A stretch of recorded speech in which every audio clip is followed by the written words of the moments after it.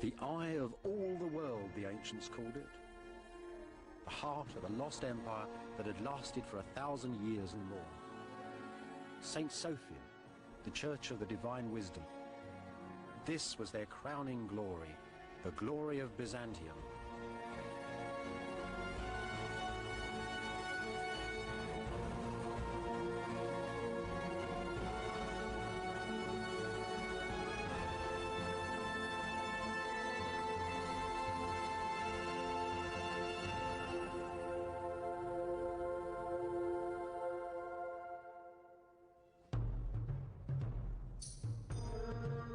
Vanished Empire of Byzantium, born of pagan Rome. Byzantium, the dream of a Christian Roman Empire that stretched from Spain to Syria. Byzantium, whose influence ran from northern Russia down to Nubia upon the Upper Nile. Byzantium, gateway to a lost chapter of our past.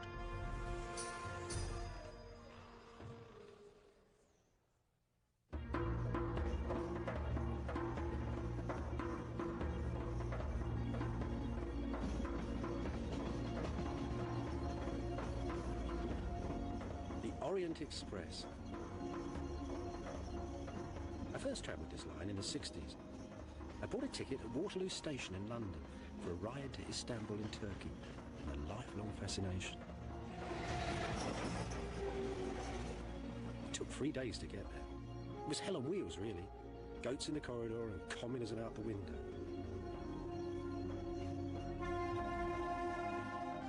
Then all of a sudden, the train swung round the bend and bang! The Orient hit me in the face. A great golden city by the sea, set between the east and west. You could see it had been the centre of the world. It was astonishing.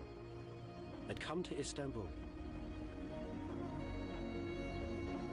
And underneath, the magic ruins of the lost Empire of Byzantium.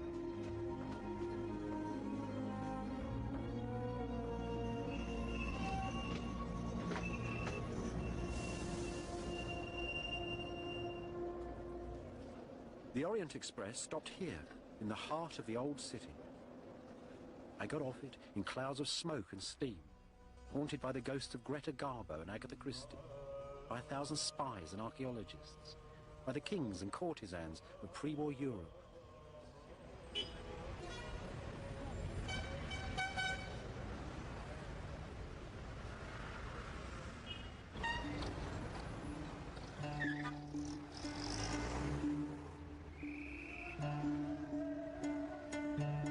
Istanbul, one of the very greatest of Islamic cities, with the monuments of the conquering Turkish sultans who had ruled here since 1453, dominating its skyline.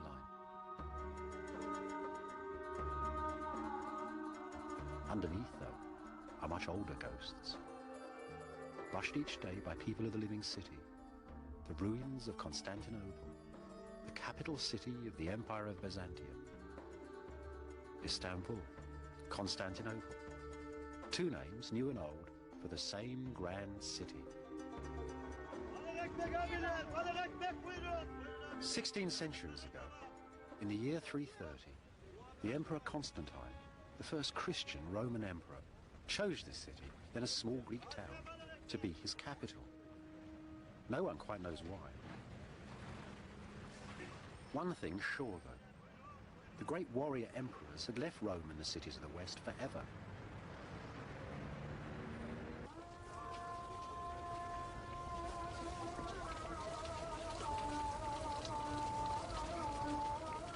This mosque, the mosque of the Turkish Sultan who conquered the city, is built straight on the foundations of the most ancient burial church of the mysterious emperors of old Byzantium. What then was this most ancient, half-forgotten empire? The Empire of Byzantium. Byzantium. That magic, spicy word. Now, imagine that the empires of Greece and Rome had never died, but had been fused together in a single empire set between the East and West.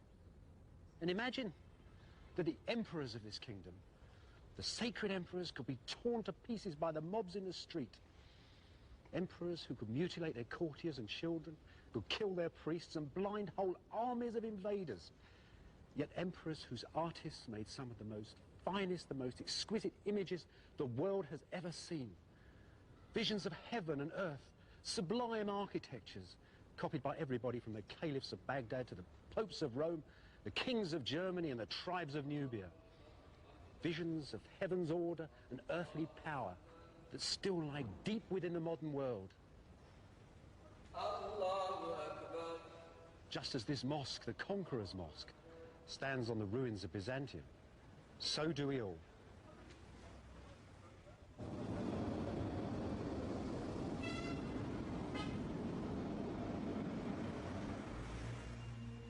This is where the Empire of Byzantium began, beside this ancient column here on Main Street.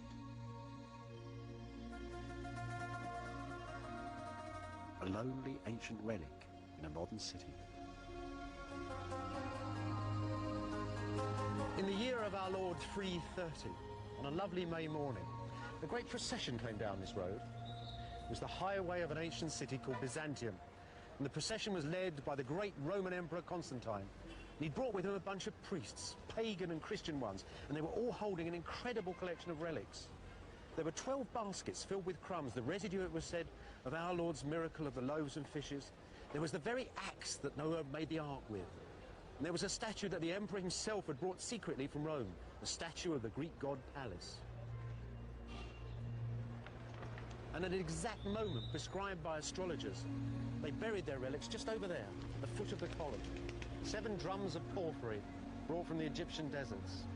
And Constantine renamed the city Constantinople and claimed it as the capital of his brand new empire. You know, over the years, the column itself came to be seen as a relic. And the Byzantines, that's the people who lived in this city, called it Christ's nail, because they thought that the great golden statue of Constantine upon the top had something of one of the nails from Christ's crucifixion built into it. And every year, on the New Year's Day, that's the 1st of September, the Byzantines turned up at the bottom of this column and sung hymns to Saint Constantine, the founder of their city and the mighty empire called Byzantium.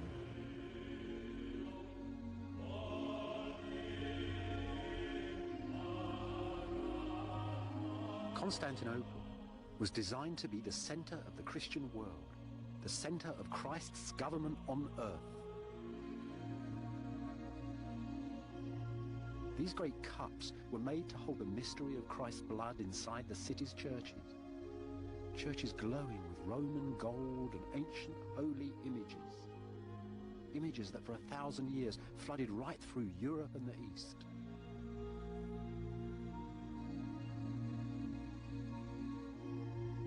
This, then, is Byzantium's first story, the story of how, in 2 short centuries, a dream was made. The dream that was Byzantium.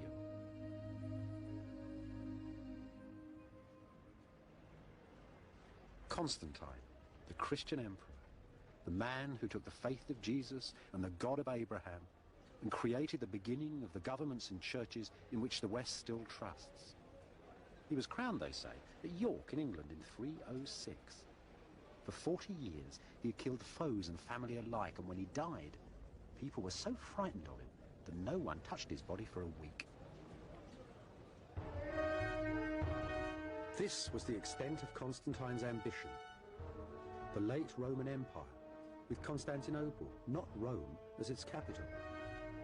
And in the far north, in Germany, the city of Trier, a great imperial garrison.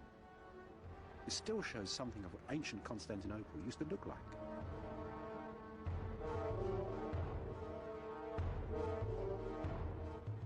The city gate, still guarding the main road into town.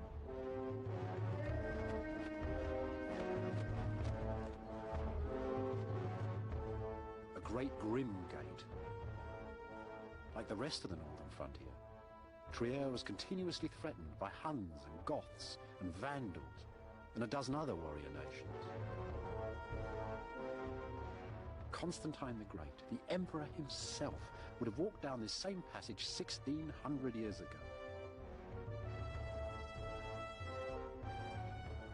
These vaults and arches are the architecture of his time.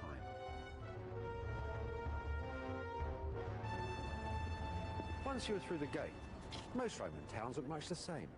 They were, if you like, a sort of an abstract idea of a city, and they were stamped on every landscape from Yorkshire to Syria.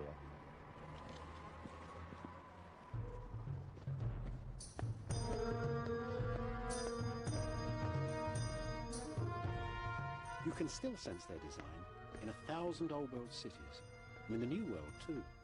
From Washington to San Francisco, planners still use parts of the same old patterns.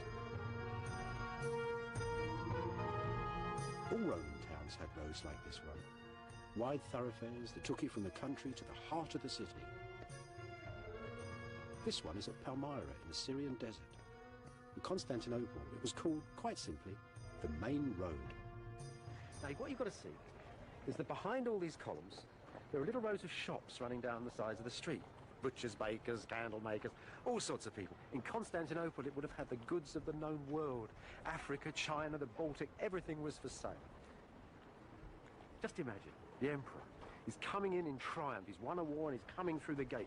The shopkeepers have been told to dust down the streets. Flowers have been strewn all over the pavements. Roses are raining down upon him. There are rugs and silks fluttering in the breezes all around him. The whole town has been sucked out to come and see him. Behind, of course, behind the main street, are all the town houses, servants, soldiers, all the people. There were taverns, brothels, everything in a city. And in amongst those, studded in amongst those, were those huge buildings that Constantine had to build before his city could really be called a Roman metropolis.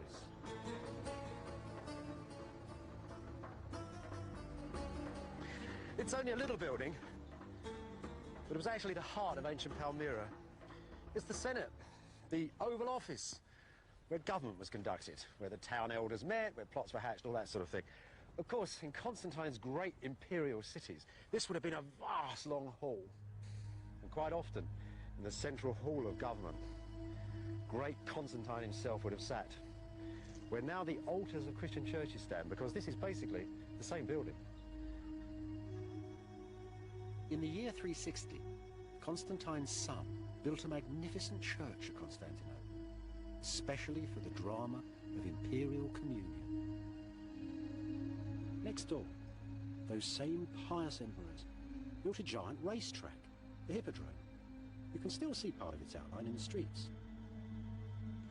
And here at last, around this old Egyptian obelisk, you can discover something of the atmosphere of ancient Constantinople, the heart of old Byzantium. This stone's like a giant mirror, reflecting all the life that once went on around it. There's the emperor and his family, Constantine's successors, come to the royal box to start a chariot race. There's the obelisk in the middle of the racetrack, and the chariots too, 8 of them running all at once.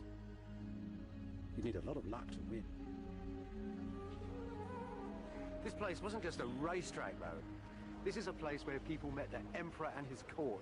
It's the air, the space of Byzantium. 100,000 people roaring as new emperors are presented to them, as captives from foreign wars are brought and thrown at the feet of the emperor. It's the old parliament. It's the real heart of Byzantium. And that scene there, have you seen it before? Look at it carefully. The emperor's in the middle with his family, just like God. Around them stand the army and the court, just like the saints. Beneath them, begging mercy, Byzantium's enemies, the damned. It's a grand last judgment, right here on earth, with the emperor playing God. So that's it, really. The emperor brings happiness and harmony. The theatre brings luck and victory. This is the centre of the world, an image, you might say, of heaven on earth. So if we'd have pushed open the gates of the imperial palace that once stood beside the Hippodrome, we'd have really been opening the earthly gates of paradise.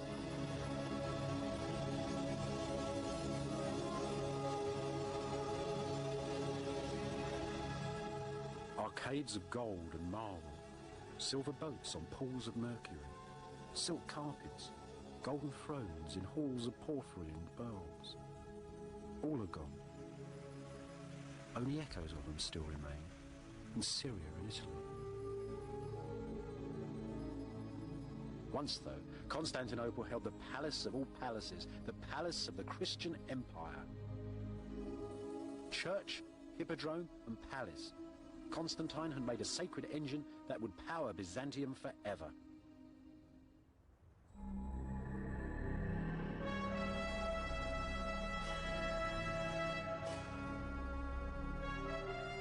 To protect the holy city of Constantinople, the emperors of Byzantium built the largest city walls in all the world.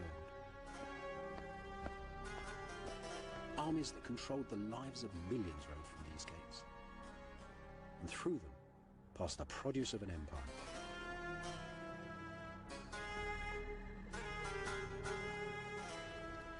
The whole history of this city is in this gate.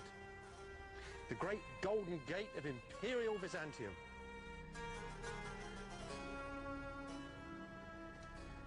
You see that great high span at the top? That was once open to the skies. For 600 years, emperors and armies rode through that gate in triumph, coming back from wars against the Persians, the Arabs, the Bulgarians, the Russians. Then there was an earthquake. The gate was blocked. And that final gate at the bottom, that even a cavalryman couldn't come through on a horse, that gate was built in the final years of Byzantium. So this is a magic gate. It's a gate of legends. They say its wooden doors were covered with sheets of gold to give the gate its name. They say that the very last emperor, killed fighting on these walls, is buried beneath these stones, waiting for a call to take the city once again. So it's a gate of legend, but above all, it speaks of imperial Byzantine power. Power to control innumerable lives.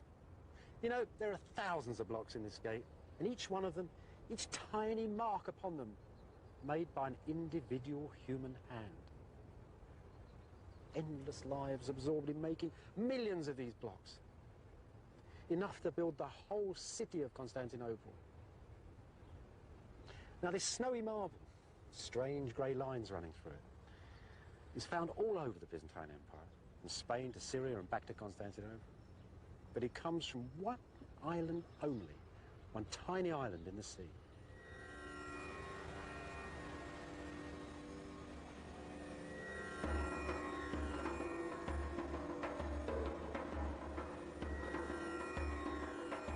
Southwest of Istanbul, 3 days sailing on an ancient slave ship, is the Isle of Marmara. Its very name means stone.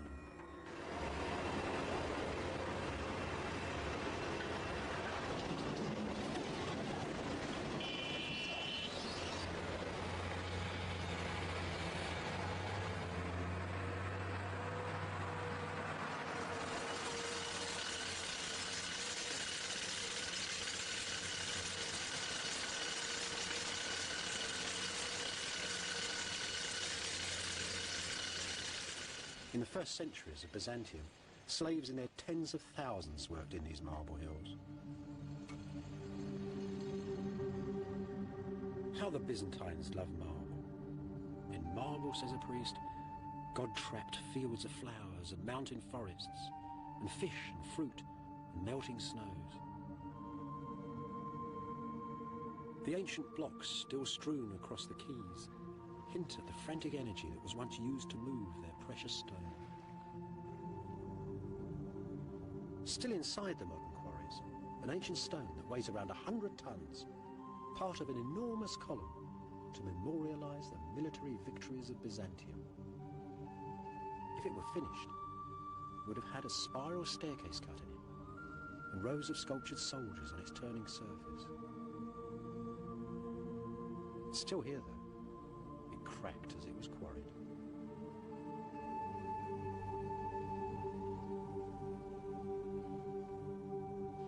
In ancient times, these quarries were called the quarries of the Mother of God.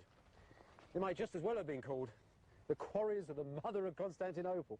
The whole city was made here, and it was prefab city. It wasn't just sent off in blocks. Everything was finished. If these had been finished and gone to Constantinople, each one had been lettered. It had its exact place in every one of the ancient buildings of the city. This, for example, is the very tip of a building that would have looked like a Roman temple.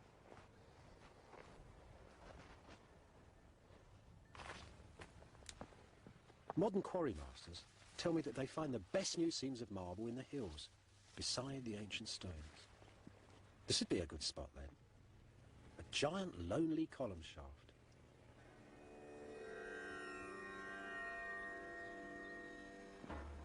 I've seen that same shape, a so-called peacock's feather pattern, cut on a broken column, lying right on the main street of old Istanbul.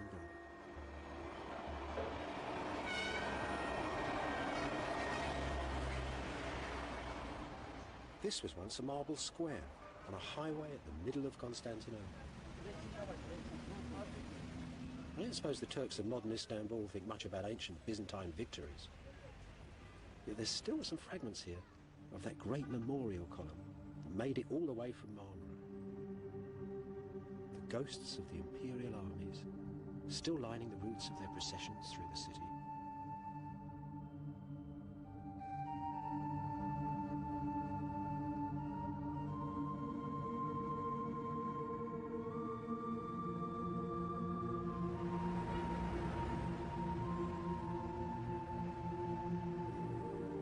Just as all the ancient roads and sea lanes ran through the empire to Constantinople, so did the rivers of the region, channeled into great aqueducts, bringing treasured water to a thirsty city.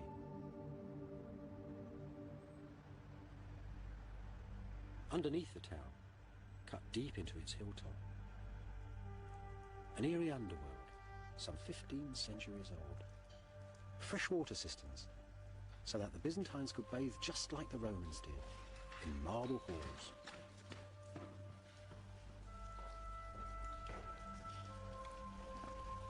And everything made with the dazzling technology of ancient Rome, father of Byzantium.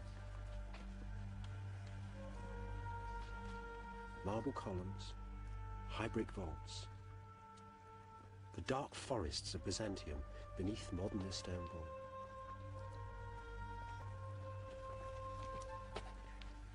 Those Greek letters, hammered into the column with a chisel point, the marks of one of Marmara's quarrymen.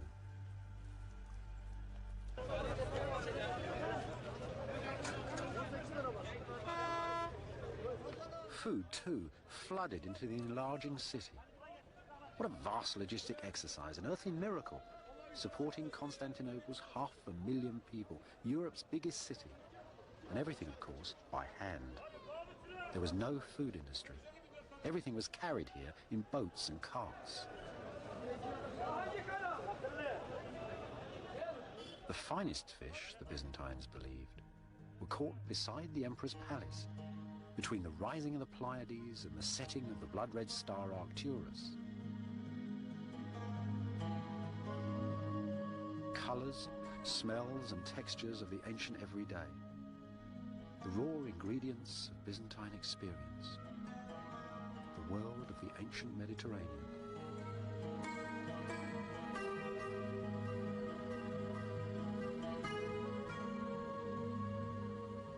Just like the people of modern Istanbul, the Byzantines loved fresh bread and fresh vegetables.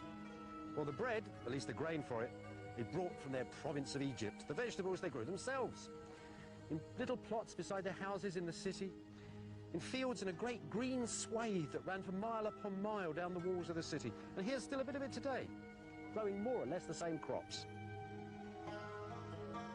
Look at the garlic, the onions, the dill they use to flavour fish, especially those heavy yellow fish soups they so love. And this, well, this is an ecological Byzantine delight here. There's 3 or 4 different sorts of crops. There's rocket for salad. There's chard and cabbage again. All sorts of things, mint, all growing together in a great profusion. And at the end of it all, lettuce to calm your stomach. So when the peasants in the fields just stop there for a moment and straighten their backs to watch the lords of Byzantium, those great history makers riding by, they too could think, we're not having such a bad time either.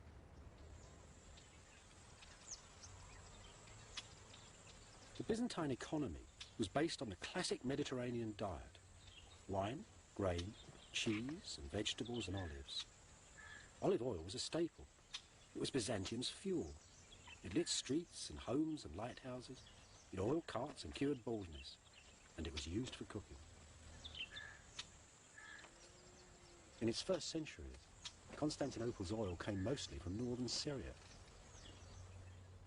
This is a wonderful thing. It's a piece of Byzantine industrial archaeology. It's a factory for making olive oil. This is a marvellous little place. I'll show you how it works. It's very sensible, very logical. The olives were picked from the trees. They came down that little street in wagons. They were tipped down through a window, and they fell into that trough down there. They were then scooped out of the trough and put into this mill. This is a great oil press for the berries. You see this drum? There were two of those. They fitted on end in here, side by side. A bar went between them, and 4 or 5 men pushed round the outside and reduced the olives, the skin, and the stone into a sort of horrible, messy pulp. That then was taken out of there and laid in these circles here. Now, this thing in the wall here held a great beam that ran through the air, and hanging above this was a huge cylinder of stone, and that then was slowly dropped onto the mass of olive paste, and the oil dripped down into these tanks. Not the end, because this, after all, although it's cold pressed, is actually a very impure oil at this moment. So they take it out of here and they put it into this tank here. Now, this tank has already got water in it, so as they pour the olive oil in, it flows to the surface, all of the impurities go down to the bottom. And see this little trench here? A vital piece of gourmet equipment, because this is where the very finest oil ran from that impurity tank down into this tank to make fine, clear olive oil for the tables of Byzantium.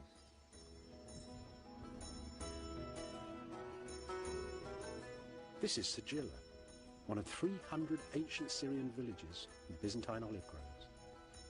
Provincial Byzantium, preserved in fine-cut stone.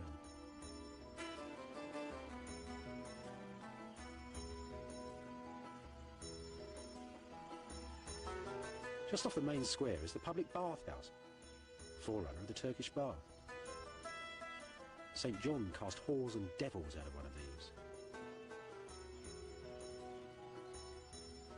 This is Sigilla's cafe come town hall down on Main Street. Old soldiers and half-mad saints got drunk in bars like this. Moneylenders, magistrates and merchants did their business here. Can you hear the farmers, tough, independent homesteaders, chuckling about the prices that the city folk were paying for their olive oil? Life was very good. There was time for both the devil and his baths, and for the church and all its works.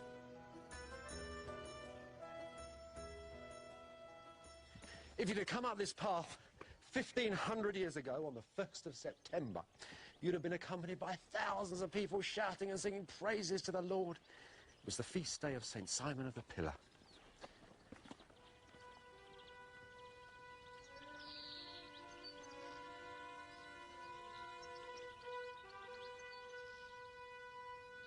The first place these processions came to was this great baptistry. 10,000 people, whole cities full, have been baptised in this room in a single day. And then out they all went, praising the Lord, onwards to the Church of the Saint.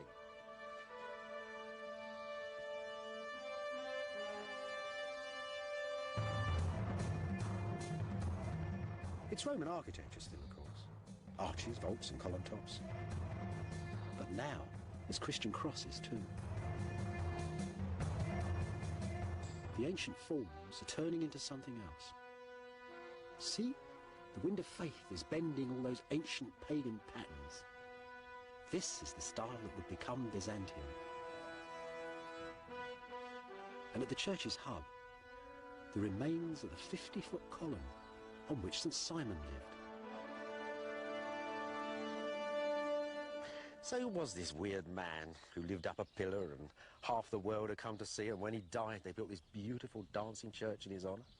Well, as a young man, Simon had worn clothes so rough they'd made him bleed. Then he dreamt up the idea of chaining his left leg to a large rock. That before he went up the column. But Simon wasn't a nutter. Simon had tremendous presence like an emperor. He sat still and silent.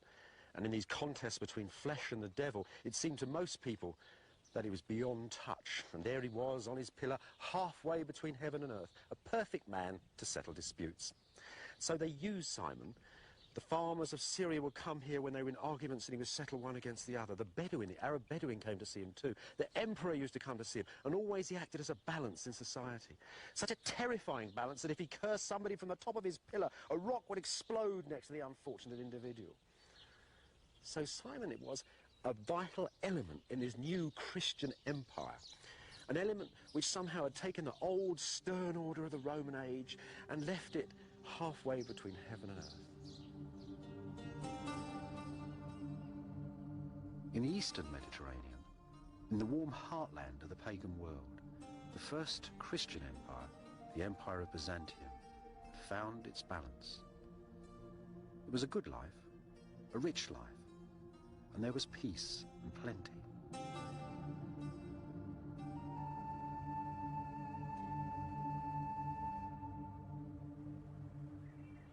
You know, it always strikes me as funny when people talk about the fall of the Roman Empire.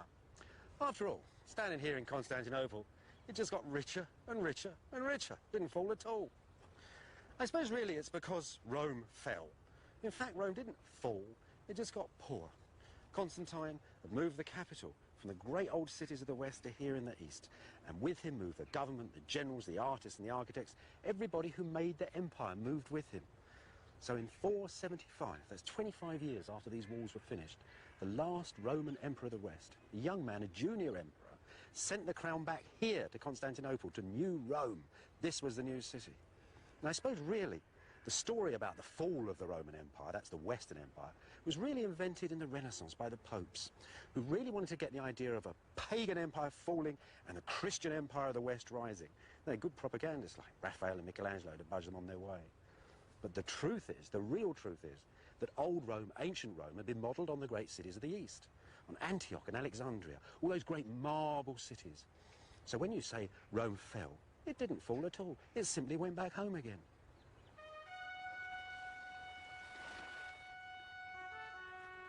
After the last emperor of the West resigned, Byzantium lost most of its European provinces.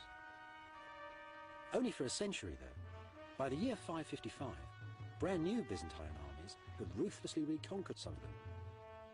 And in northern Italy at Ravenna, they left triumphant decorations in this church as their memorial. The man there is Justinian, the emperor who 200 years after Constantine completely remade the Roman Empire. The man who made Byzantium. He was a man, they said, who was gentle and approachable, a man who never showed his anger, a man who in the quietest of voices could order the death of thousands. He didn't organize the empire completely by himself, though. His great strength was as a manager. Those strong faces that surround him were the faces of a great team of men he'd picked together. And he didn't really care whether they were Roman patricians or from the humblest, roughest backgrounds. He himself actually come from a completely illiterate peasant family in Serbia. Justinian, though, was only half the picture. The other half was that most remarkable woman over there, the Empress Theodora. They'd married each other for love, and they stayed together for 25 years. And look at the young ladies of the court there. They're looking sideways and a bit nervous. You see, it's not proper for young girls to look straight at you, not unless you're a woman of power like Theodora. But that is actually a portrait of a woman dying of cancer. Within 2 or 3 months of this mosaic being finished, Theodora was dead. Justinian ruled for another 20 years. He never remarried, and he went to her grave and lit candles until he was a very old man.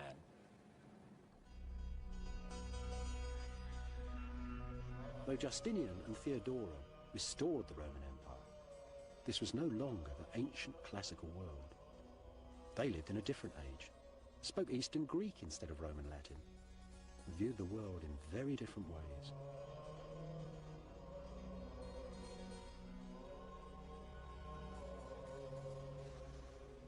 Look at these sculptures.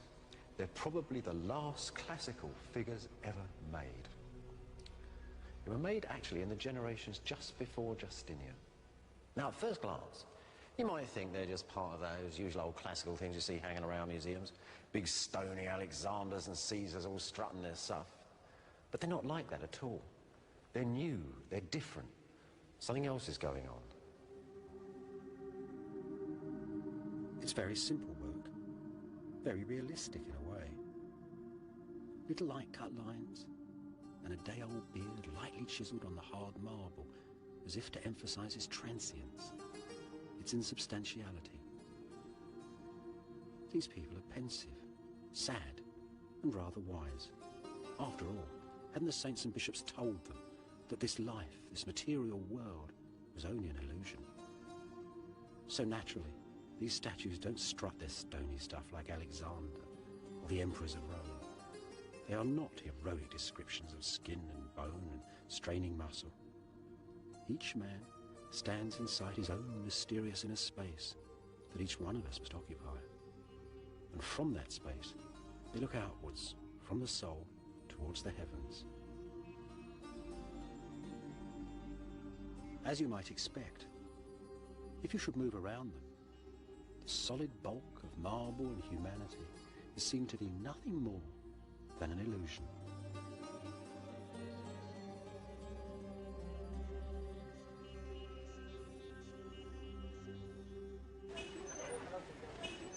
These brand new people, though, were clever and inventive too. Many of them were drawn here, to the centre of the empire. Most of Byzantium's brightest brains were packed into these tiny streets and apartments that surrounded the palace complex in Constantinople. There were people here come to seek their fortune at the court from all over the empire, from Spain, from Egypt, from Syria. There were mathematicians, lawyers, doctors, scientists, magicians, alchemists, all sorts of weird and wonderful people packed and living tightly together in these little streets. In the 520s and 530s, there was a great excitement bubbling up inside this unique community. Justinian and Theodora had planned to build new palaces and churches, such as the world had never seen. The ancient forms, arches, vaults, and column tops, were being used for something revolutionary.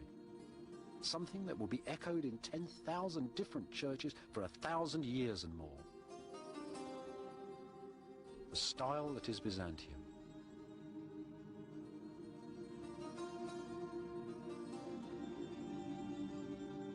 This seaside church, set right beside the palace, was made for some of Theodora's favourite priests. It was probably the work of one Anthemius, a famous physician and mathematician. This was where the style began.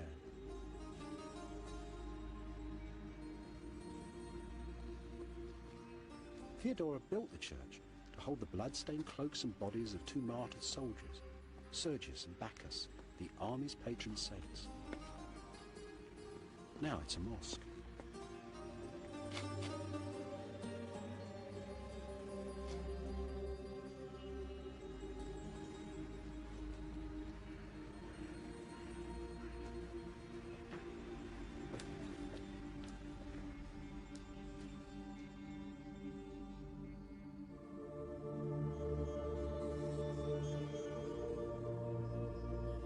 Anthemius' subtle compass has transformed all the usual ancient forms.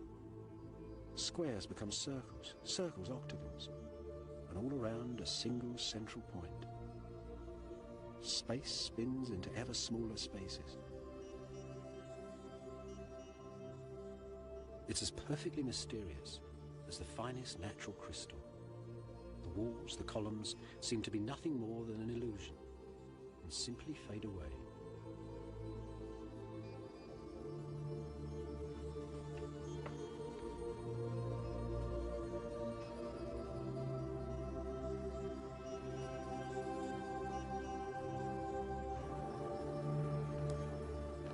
Just look at that great big glorious dome, like a huge melon, divided into 16 sections and held by 8 wonderful swinging arches on those extraordinary V-shaped pillars and 28 columns through the church. It's like a vast net of stone and brick slung over this central space, this strange, mysterious space for the imperial communion. It's a wonderful piece of architecture, and it's solved all sorts of problems that you can't even see. You see, those low domes exert tremendous pressure, and there's a force in this building to push the bottom of it out so the whole thing comes crashing down. Now, Anthemius, like every other architect, has used stone here as lintels and beams, as stress and strains, the old way of doing things. But he's come up with a brilliant idea to hold the church together. And it's this cornice. This huge, beautiful marble cornice with its inscription to Justinian and Theodora.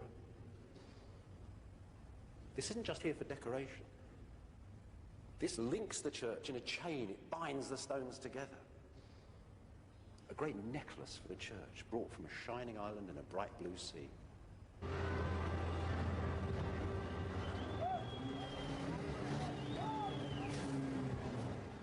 Throughout Justinian's long reign, the Marmara quarries were hard at work, shipping stone for a new crop of imperial churches. This was building on a grand scale, churches for every country in the empire. But the biggest of them all was a new church for the imperial communion at Constantinople. For this, the quarry masters were cutting larger and yet larger versions of Anthemius's clever interlocking cornice. Here's a piece of one of those stone chains under construction. And here's its secret. Each block was held to the next block by a great iron bracket held in lead that ran between the two stones. Anthemius' engineers use rather a lot of iron in their buildings. It's part of a whole new series of techniques that allow them to think more daringly, more bravely than any other architects had done before. Above all, it enabled Justinian himself to have the ambition to conceive of the greatest dome the world has ever seen. Such mysterious cargoes, such magic marbles from across the empire, now sailed the seas and came to the holy city of Byzantium to be gathered up upon the site of the imperial communion. This is the finished dream, the tense climax of all of ancient engineering. A lively frame, built with prayer and pragmatism to hold the largest dome the world had ever seen. This, though, is just the outside of a sacred theatre. Inside, a forest of columns rises up in ecstasy. The walls, glass and gold and marble, light and dark, insubstantial and illusory, seem to simply fade away.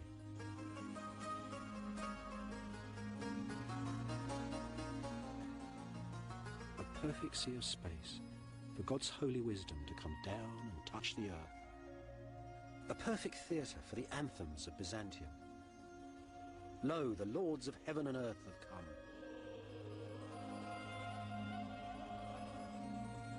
Blood-red columns of Egyptian porphyry were taken, so it was said, from the Temple of the Sun at Rome. The church's wooden doors from Noah's Ark. The building's bronze was stripped from the temple of the goddess Artemis, one of the 7 wonders of the pagan world.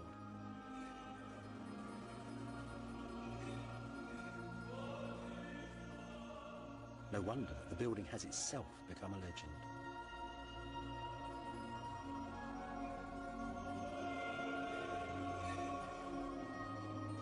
Poets said the church combined the size of sunset and the scale of quarries, the hues of birds and fish and precious stones, all the textures and experience of that ancient everyday, the living pink of baby's fingernails, the rising of the bright red star Arcturus. In Byzantine, in Greek, this church was called the Church of Hagia Sophia, the Church of Holy Wisdom. All of Justinian's enormous empire, its wealth, its piety, its pagan heritage, was gathered up inside it.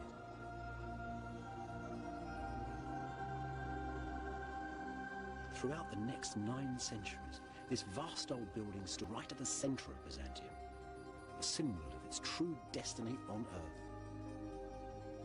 And on the last day of Byzantium, the emperor and his troops came here to pray before they walked out onto the city walls to die. For these were the vaults that held the dream that was Byzantium.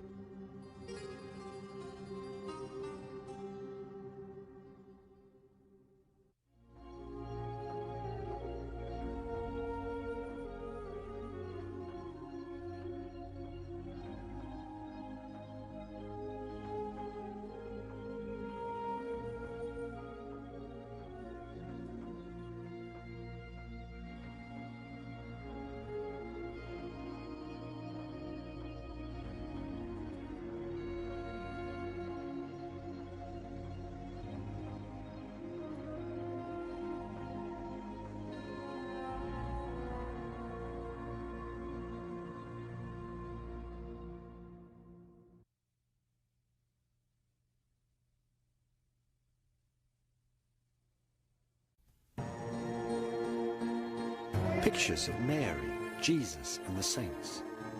Images from the long-lost empire of Byzantium. This is a journey of discovery, a search for the origins of Western faith, a tale of ancient battles that changed the world forever.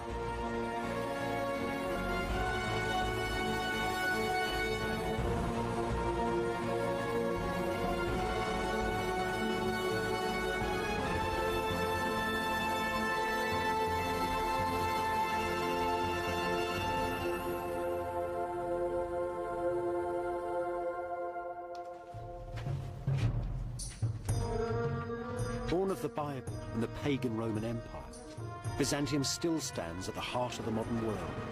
Its ideas of heroes and of villains, of government both good and bad, and the right of law. All the cities of Byzantium held holy images within them. Sacred pictures, it was said, that came from heaven. They were carried into battle. People died to save them from destruction. This is their story.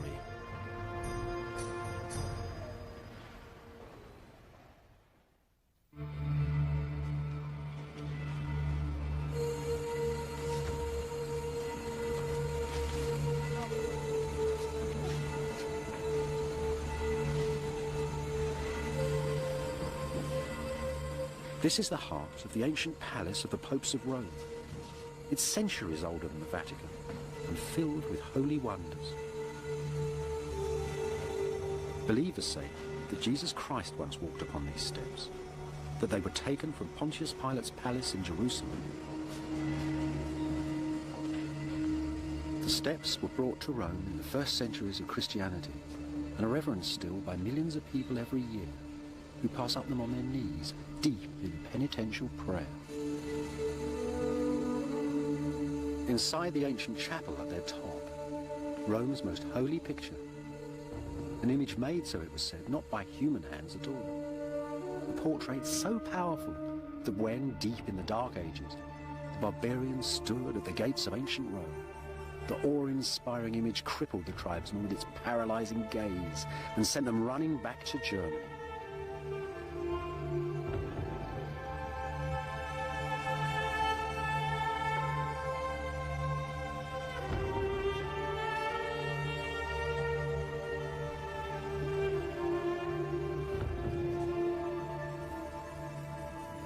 The painting's entirely encased in silver. The nearest you can get to it is that little face on the top, which is actually painted on linen and lays right on the ancient panel. And that type of face, a round one with dark hair, is probably the nearest you can get to an authentic portrait of Jesus. The original was said to have been painted on the walls of Pontius Pilate's palace by the first Christians. The real painting, underneath, has been entirely washed away 1,000 years ago. That doesn't matter, really. This is more than a picture. It is literally a window into heaven, a link between divinity and the earth. The Romans call their painting the acropitor, an ancient Eastern word that means a picture made in heaven. It was actually made in the 7th century in the Empire of Byzantium, part of a standard set of pictures of the people of the Bible. All those images come from the East. They're our most basic images of kings and gods and governments, of heroes, of mothers and villains, all those types we take for granted. And their story of how they got from the East to the modern West is an astonishing tale. They've come through fire. It's a story of blindings and hatreds and the light of faith. It's our story, and it's a part of the story of Byzantium too.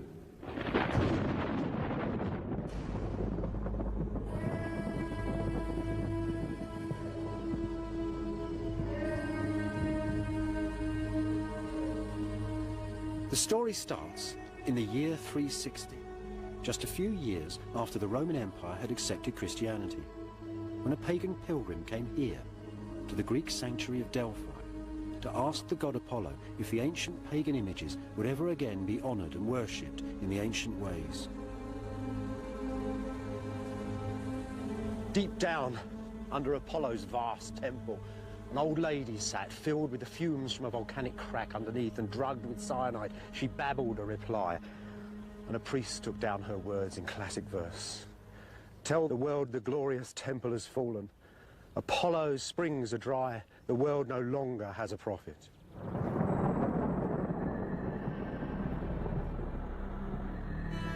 Using the signs and symbols of the ancient gods, Apollo's priest had just announced the ending of the pagan world.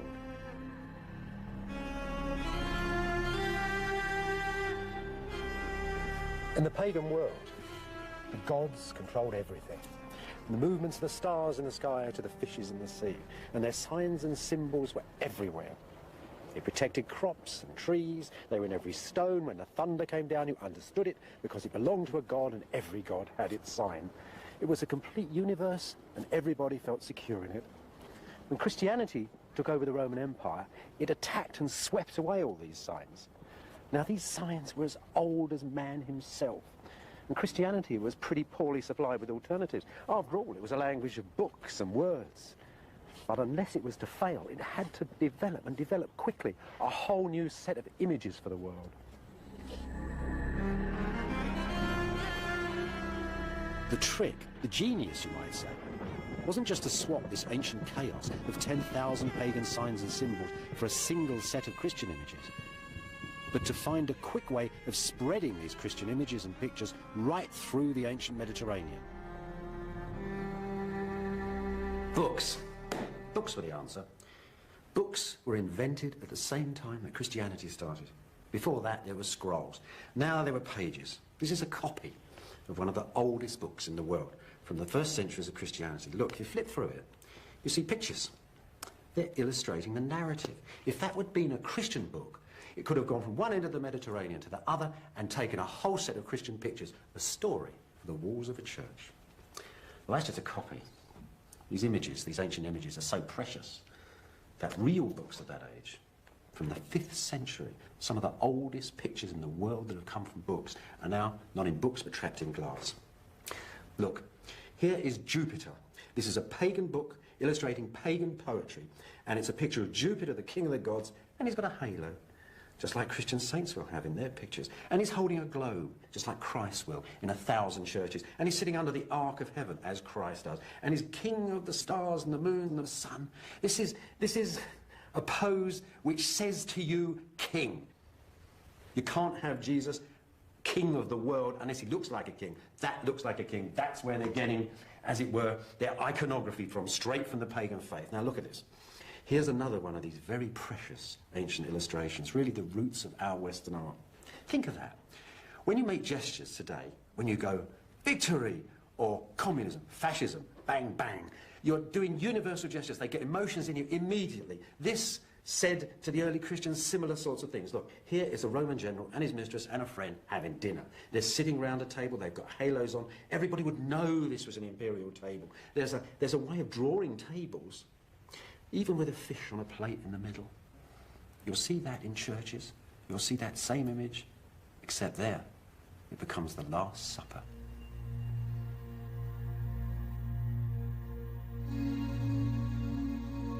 The first imperial images to tell the stories of the Christian Bible, to symbolize its faith, came from this city, 1,000 miles to the east of Rome. Ancient Constantinople, now Istanbul in modern Turkey.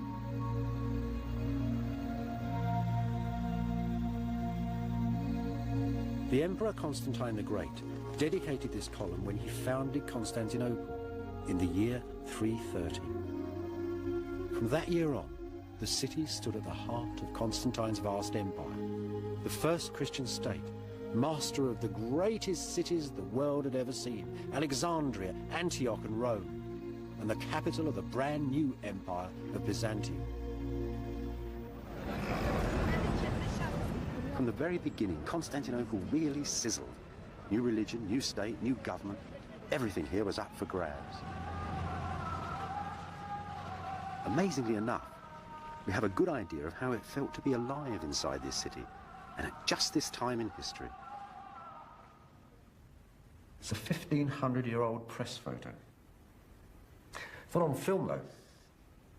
It's on ivory. There's the pulp of the poor old elephant's tusk. The Byzantines imported ivory from India and from Africa. This probably came from Africa because it's so enormous. Would have come, of course, through Egypt, up through the empire to Constantinople. The Byzantines loved ivory. They thought it had a texture like living skin. This, then, is the only glimpse we have of life in Constantinople in about the year 420. It's a procession. Two priests are carrying the bones of St. Stephen of Jerusalem on a royal carriage into the imperial palace of Byzantium. The mighty emperor Theodosius II is walking with his ministers and soldiers right through the center of the city. Theodosius' procession would have passed up this very street. This is modern Istanbul. In those days, in the 5th century, it was called Constantinople. We're walking between the docks and the ancient centre of the city. I suspect it was much the same in those days, but there would have been thousands of people watching their emperor on his way to the palace. Do you know, these processions, especially at that time, were a very tense affair. These sort of cities, these great classical cities, were 1,000 years old, but the Christian bishops that ran them were starting to look at them with brand new eyes. The times really were a-changing. They saw the rich on the way to church to tend to their souls, kicking beggars out of the way by the doors of the church, children mutilated by their parents to make them look more pitiful. And they saw the rich women walking, they said, with 1,000 meals swinging from their ears, and they didn't like what they saw. The Christian bishops wanted a moral city, a sexless city, a pure city, and a more equitable city too. So that, perhaps, is why the emperor isn't sitting in his carriage, but walking in the street and carrying a candle with his courtiers. From the bones of a poor man from Palestine, riding in the royal coach. The emperor's procession was on its way to a grand square, halfway between the palace and the court church. I think our ivory procession would have passed through here, right through the heart of the ancient city. Now, you see that Turkish bath over there? That's in about the same place as the gate on our ivory. You see the great high dome on the gate? You see that figure of Christ, that face of Christ on the gate? That was such a famous figure. It was called Christ of the Gateway, the most famous and influential portrait of Christ. It was copied from the great shining ivory statue of Zeus of the Seven Wonders. That was parked in a palace just over there. Now, think of our procession moving along. You see, they're going past this great portico, 3 high stories of it, people peering out arches, looking down, swinging their incense, pleased to see the saint arriving in the city to make the new Jerusalem, joining heaven to earth. And over there, look, that's about a spot where the church, the brand new church of St. Stephen is being built. It's ready to receive the relics, but they haven't finished the roof, and the tilers are still working away up there. But the Empress is proudly waiting by the door, holding a cross. And that is quite extraordinary. For the first time in the ancient world, the centre of attention is not the emperor, but an empress. She carries the cross of victory. She receives the holy relics into her church. It's probably the Virgin Empress Pulcheria. In that most ancient language, signs and symbols, the little ivory is telling us about an ancient revolution, and one that still affects the world today.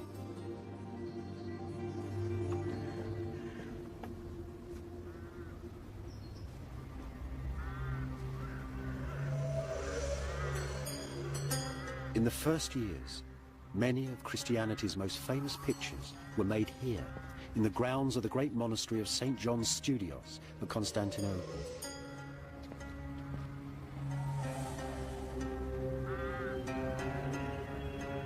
These monasteries were Pulcheria's holy battlegrounds, the places where she conjured up the sacred images and metaphors with which she waged her earthly arguments.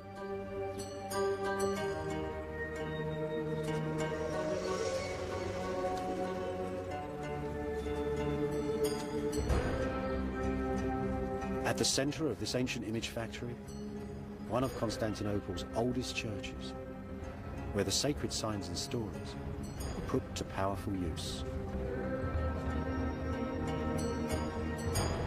Imagine that it is Easter, April the 15th, 428, and that this nice new church is filled with all the nobles of Constantinople, men downstairs, women upstairs in the galleries. Suddenly, there was a great hush. The imperial guard and the emperor and all his family walked into the church. Now, in the middle of these churches, there's a stone pulpit. For more than a century now, preachers have been giving fire and brimstone from these pulpits, using all the language, all the signs and symbols of the Christian faith and the ethics of the Bible. They laid out the whole structure of this brand new Christian empire. And the emperor and his family listened in humility.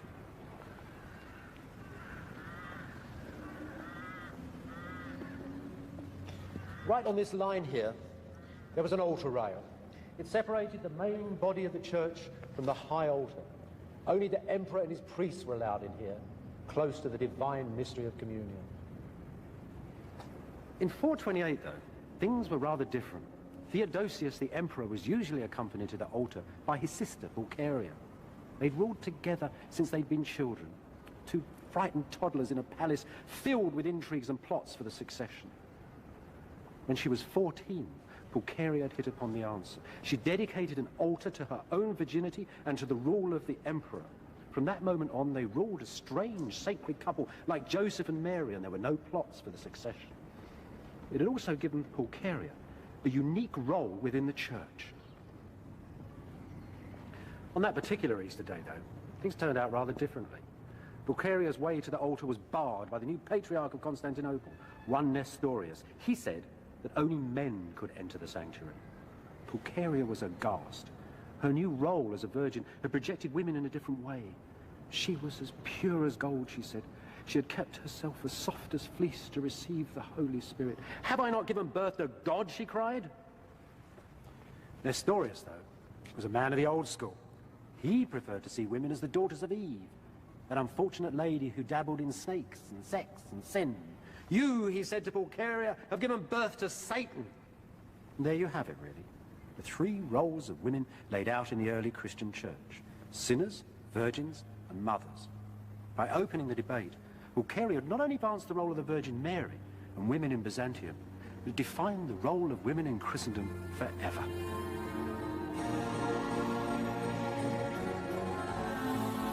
Encouraged by Pulcheria, the next full council of the church declared Mary, the mother of Jesus, to be Mary, the mother of God. It was a defining moment. Nestorius' challenge to the Empress Pulcheria was now seen as an insult to the Virgin Mary. He was declared a heretic and exiled.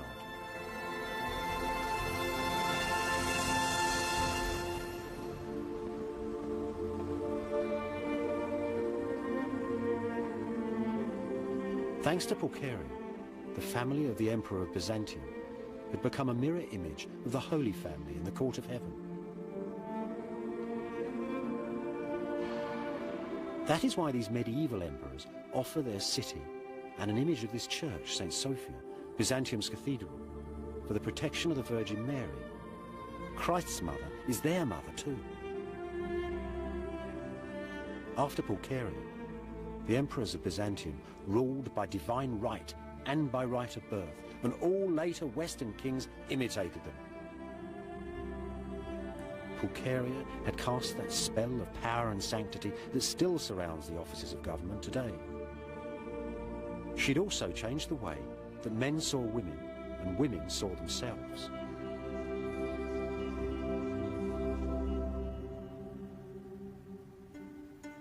Once more, ancient images tell the story. Pagan Greeks and Romans loved public displays of sexuality inside the city. They seemed to hold the force of life within them. They gave assurances of immortality. The Christians, though, had gazed upon eternity. Just as they destroyed the pagan temples, so they attacked the pagan body image. Byzantine preachers said that the silent power of nakedness threatened anarchy within the family and the state, and it was covered up. Women like Pulcheria, who once had flaunted wealth and beauty at the public baths, now lived regretful, celibate, in hermits' huts inside their marble palaces. No longer was each man an Alexander and every woman Venus.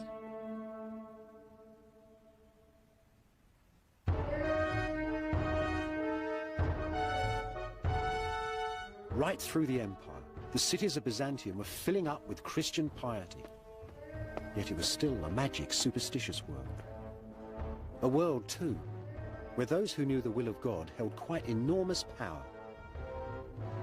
Hermits like St. Simon of the Pillar, who preached in Syria, and did not hesitate to question the behavior of the emperor himself. Since you have become arrogant, O Emperor, and since your heart has forgotten the Lord your God who gave you the imperial crown and the imperial throne, and since you have become a friend of the feckless, faithless Jew, then know this: soon you will face divine judgment, and then you will raise your hands to heaven and moan. Impiety, then, brought down the wrath of God. Piety, on the other hand, brought prosperity, good government, and victory too. The preachers kept their eyes on the great cities and on the countryside as well. For the people who fed and fueled Byzantium were also at the mercy of the Lord. Deep in Turkish Anatolia, this little village was once the city of St. Michael of 10,000 angels, famed for its fine churches. In Byzantium's countryside, life was on a knife edge between prosperity and starvation, between flesh and the devil. Magic stones still eased the pain of reaping and of childbirth. Magic images, half cockerel, half snake, all dressed in armour, still kept the evil eye at bay. Byzantium was built on the memories of this pagan past, sometimes even from the same old stones. Ancient demons haunted the countryside, stopped up wells, curdled milk, and threatened plague and madness. Many saints were really doctors, ministering to a madness born of holy terror. Their prayers drove out the ancient devils, safeguarded animals and crops.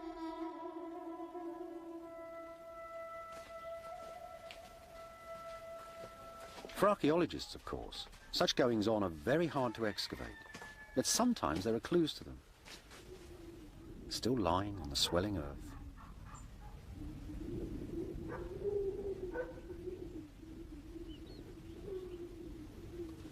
If you ever wondered what attracts archaeologists to one place rather than another, this hill is a wonderful example.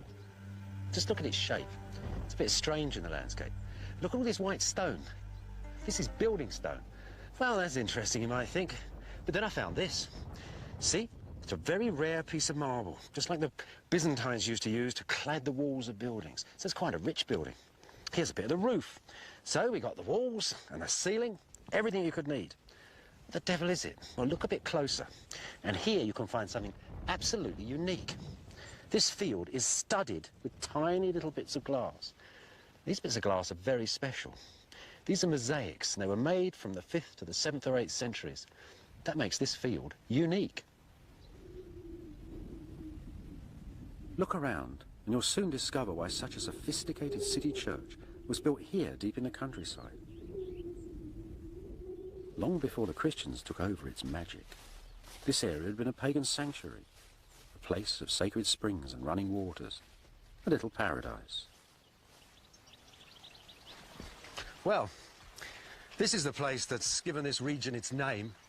Old Turkish Yurme, Greek Germia, Roman Thermae. That's a hot spring over there. Once it was a great pagan shrine. That Christian church then, that Christian church on the hill with those mosaics, perhaps that's its exact descendant. It's a magic place. Once there were many places like this in Anatolia. Once upon a time, in the early years of Christianity, a pagan washerwoman called Hypatia said that she would become a Christian only if she could see the face of Jesus for herself. And straight away, the story goes, she found a portrait of the Lord floating on the waters of the village spring. And she was very frightened and clutched the picture to her breast. And then Hypatia found she had two pictures, the original panel and another imprinted on her dress. It was a miracle. Such powerful images, fallen straight from heaven and mysteriously duplicating, are called acheropita. Tradition has it that several of them still survive. The acheropita in the ancient palace of the popes of Rome, the Great Shroud of Turin,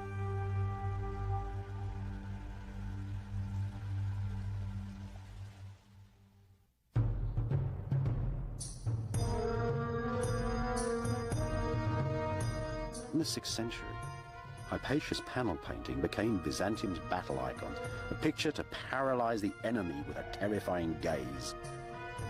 With such miraculous signs and symbols, how could the Byzantines ever lose? Yet lose they did, and with that loss, Byzantium and all its signs and symbols were forever changed.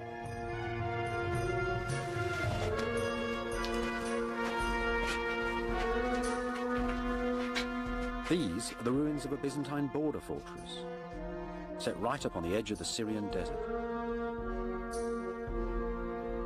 In the 7th century, the east exploded. The Byzantines moved on Persia, and the Persian armies moved towards Byzantium. Vast battles rolled back and forth across these plains for a quarter of a century and more. These magisterial armies with their gold and silver and their standards and their generals and all the panoply of ancient war. And at the end of it, all of Persia was destroyed and all of Byzantium had been sacked except one city, that of Constantinople. And at the same time as this tremendous battle was going on, small tribes were infiltrating up through the empire. One of them brought bubonic plague. It was so bad in Constantinople that 10,000 people a day died from it. The bodies were piled in a fortress, and a terrible smell of death hung over the city.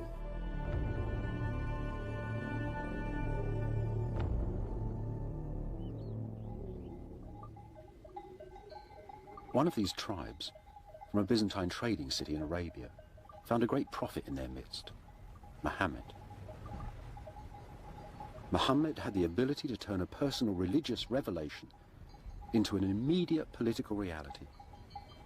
Fired by his genius, the armies of Islam swept through the devastated landscapes of the East. In 636, in a gigantic battle on the Golan Heights in Syria, the Byzantines were crushed. Not long after, the best part of the Byzantine Empire, that vast empire that once had run from Spain to Syria, was ruled by Arab courts. At the same time, the nation of the Slavs had broken through the northern Byzantine defences on the Danube and were raiding south, down into Greece and even threatening Constantinople. Old Byzantium was completely broken. An ancient way of life was coming to an end. The story of the Syrian city of Apamea could serve for 100 others. Apamea had been a huge rich city for 1,000 years. In pagan times, it had had a sprinkling of philosophers and fine temples. Antony and Cleopatra came here on their honeymoon.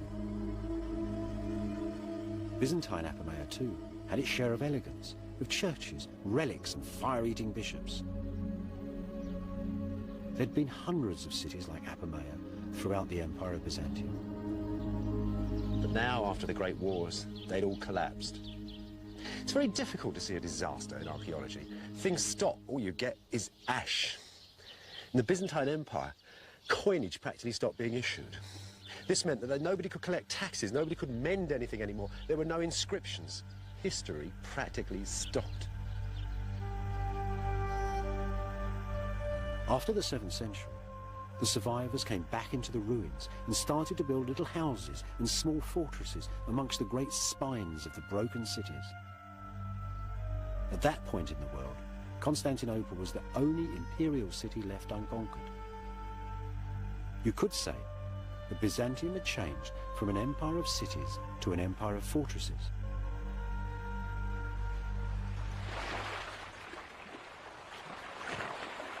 Much of 7th century Constantinople must have looked like this. Old Monemvasia in southern Greece. The city's walls protected refugees from the lost empire, soldiers, craftsmen, landowners. Its churches were filled with images from 10,000 distant shrines. Its open squares and public highways were choking up with curving lanes and little alleyways. The scale of life had changed completely. People now stayed by the family fireside. read books in silence by themselves, cultivated their souls, engaged in clandestine love affairs. Even patterns of eating and drinking changed. Take bread, for example. Corn in Constantinople largely came from Egypt. After the Arab invasions, there was no corn from Egypt. No free bread handouts, first time in hundreds of years. Worse than that, the wheat that came from the north actually tasted different, but it rose like modern bread. And that's really where the modern loaf starts, I think. But it wasn't just the food you eat, it was actually the way you ate it. Ancient people had sat on couches and been served by slaves. They didn't really have knives and forks, there was nowhere to put them. Now, with chairs and tables, people were sitting down, so that the great classical spoons were filed down to make a little fork which you could prod the food. Pretty soon people would be cutting their own food up with knives. Other changes too. With the loss of Syria to the Arabs, practically all the olive oil trade dried up. So you had to light your house with candles. They were quite expensive. Not so many fry-ups either. There were more boiled foods now from the north. Northern foods called more for beef than pork. The northerners too brought different clothes with them. Byzantium was cold. People took up wearing trousers for the first time. And those tough guys from the north with their long hair began to be copied by the Byzantines. If you want to look cool and groovy and wild, you look like a northerner. The old classical world was disappearing. Behind the high stone walls, there was uncertainty and stress and fear. And in the age-old way, Byzantium expressed this change of mood with the signs and symbols of its faith. This is a very good example of what I mean. In its day, this coin was absolutely unique. Instead of having a picture of the emperor on the front, it had a picture of the Christ that was over the palace gate. It's extraordinary. Nobody knows why it was done. One sure thing it did, it cut the Arabs off from using it because they didn't agree with religious portraits. So the Byzantine exchequer was sort of shut off from them from this moment because the coins had a picture of Christ on. There's another side to this too. There were lots of Byzantines at the same time who didn't like pictures of Christ. There was a debate broke out inside Byzantium whether it was a good idea or not a good idea to have images.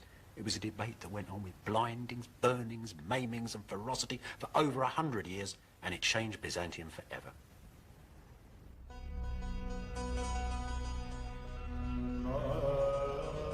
By the 8th century, after the invasion of Byzantium, Constantinople, the ancient capital, stood at the centre of a gathering storm. The storm called iconoclasm, which means quite literally, the destruction of the images. In the year 730, there was a whole lot of agitated people milling around in this square. They'd come here because they'd heard that the emperor wanted to take down the great picture of Christ that hung above the palace gateway. They loved the picture. They didn't want it taken down. It healed the sick. Now, this painting stood under the great high arches of the palace gate somewhere over there. And a soldier put up a ladder to go and get the painting, and somebody rushed out of the crowd and pushed the ladder down and killed the soldier. But the other soldiers took the painting down and arrested the person who'd killed their friend. And they had her executed. And St. Theodosius, the Virgin Martyr, became the first victim of iconoclasm. Iconoclasm, the cataclysm of the paintings, this movement that started in the palace of Byzantium to destroy all holy images. 30 years after they took the picture down from the palace, the iconoclasts, that is the people who were destroying the images, went through the great church itself. The patriarch was murdered, all the images were taken down. And though the angels came down from heaven, so it was said, and beat the impious emperors, the iconoclasm continued.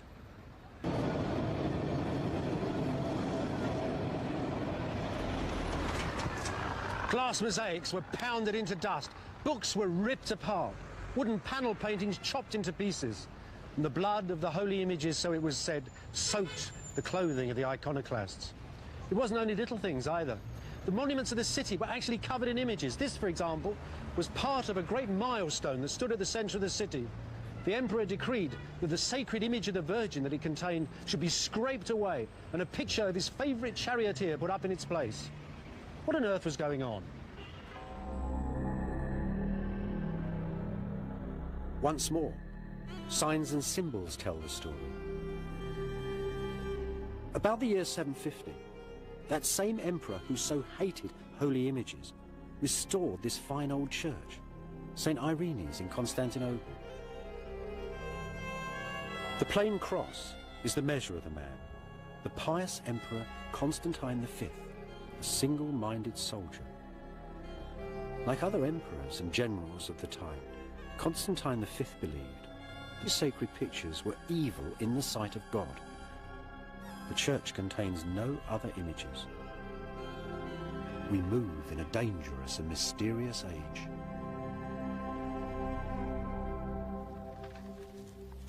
Part of the dark mystery of iconoclasm was actually solved a few years ago in the Vatican Library by the study of this old book. Now this book, well, it was clearly more than 1,000 years old, but the text in it was twice as old as that and more.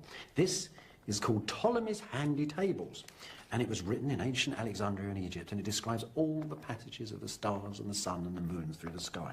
What was so remarkable about this copy of it was not simply its beauty, but also the fact that it had been written at the height of iconoclasm, right at that burning beginning when every image in the churches were being destroyed. Now the key of this book, and a central image of it, is this beautiful plate in the front. And it shows you, it's a sort of a diagram from the most ancient world of astrology. There's the zodiac signs around the edge, all those wonderful old signs, all added together to make a sort of cosmos. And in the middle, this iconoclast artist has actually painted Apollo, the sun god. This is the ancient Greek world. It revolves around the sun. And there's Apollo in his chariot sailing through the sky. Isn't that extraordinary? These pious emperors who think so deeply and so hard about Christianity put Apollo in his chariot at the center of the universe. Why didn't they have done that? The truth is, of course, this man is interested in these old pagan values. He's thinking of luck. Charioteers, his favourite charioteers, ran races and won them in the centre of Constantinople. The charioteers brought luck and victory to his city, and that's what these iconoclasts wanted. They wanted a pure Christianity, but they wanted that most ancient virtue, luck.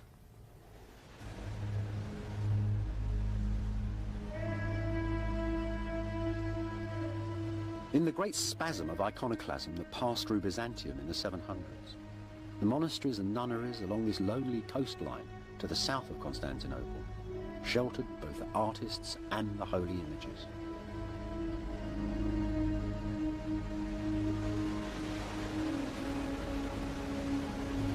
The battle for the icons ebbed and flowed throughout Byzantium like a summer storm. But you know, those pictures never really left the people. They were too much beloved. The monks really fought for them. The monks of the great imperial monasteries of Constantinople, the monks that lived here in this idyllic land along the coast of Marmara, they died for those pictures. There were icons too, even in the royal palace. The ordinary people liked them. The people in the royal family liked them. Constantine V's own son was married to a girl from Athens called Irene, who kept icons in the palace. Now, Irene was an interesting lady. She wanted the icons back. And when her son finally became emperor in his own right, she took him back to the room where he'd been born, a room of shining porphyry, and had him blinded and restored the pictures. That terrible story of Irene wasn't the end of the iconoclasm. 50 years later, they were still torturing people who liked pictures.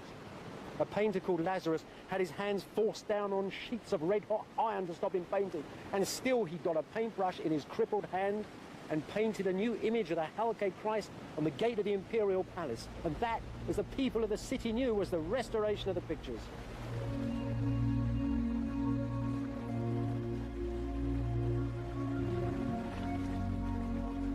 In the year 867, on the 29th of March, the Patriarch of Constantinople, one Photius, dedicated the first pictorial mosaic in the church of St. Sophia, the great cathedral of Byzantium. Beside it, in mosaic, was a single sentence. These images that the heretics cast down have been set up again by pious emperors. The iconoclasts had lost the century-old debate.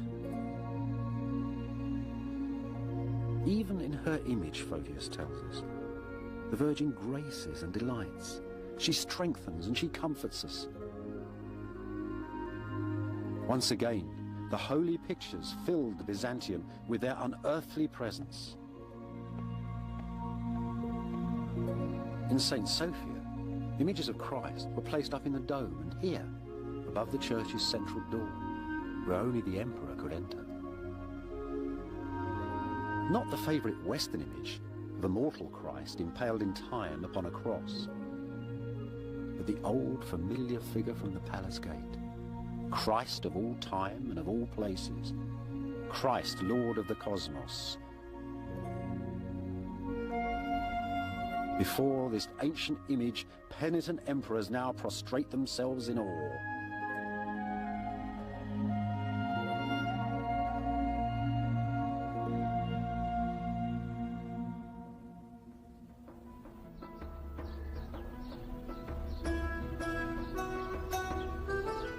Not long ago, there was a better ending to this story, here in the ancient walled city of Nicaea, close to Constantinople.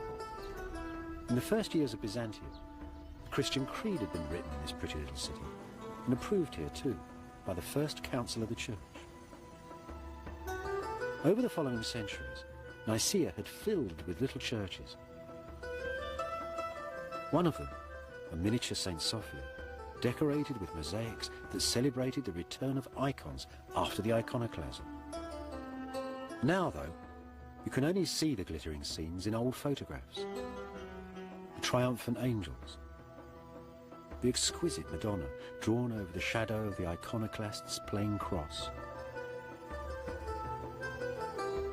All of this was blown away in the Greek and Turkish wars of 1922, and each side still blames the other. How is it that people can show such tremendous ferocity to such quiet beauty, such passive images? Well, I think it depends upon the way you look at pictures.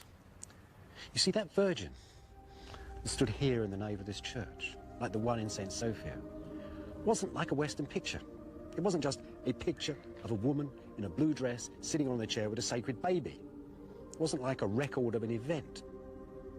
These pictures were actually intended to actually take part of the identity of the Virgin, part of the eternal cosmic identity of the Virgin. Something was there at the beginning of time and there at the end of time, and you had it in your church.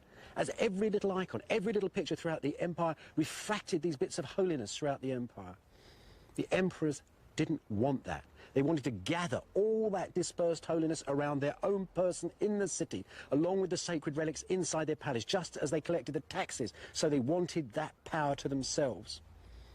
But the Byzantines came from one of the most ancient cultures of the Middle East. The people wanted their images. So the triumph of the pictures, you might say, is really a compromise. The emperor gets his sacredness, his divine power, and his taxes in Byzantium, and the people get their pictures. The compromise is the most indelible aspect of the Byzantine identity.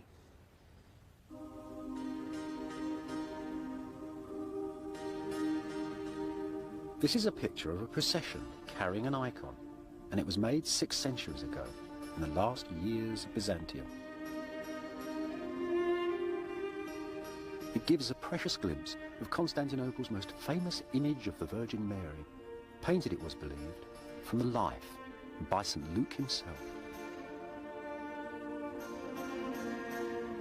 Underneath are some of those who centuries before had fought iconoclasm and found their way to paradise. St. Theodosia, the Virgin Martyr, the abbots of the monasteries, the artists, they hold the pictures that they died for. Pictures painted with such passion and precision, such blazing colour, such quiet power.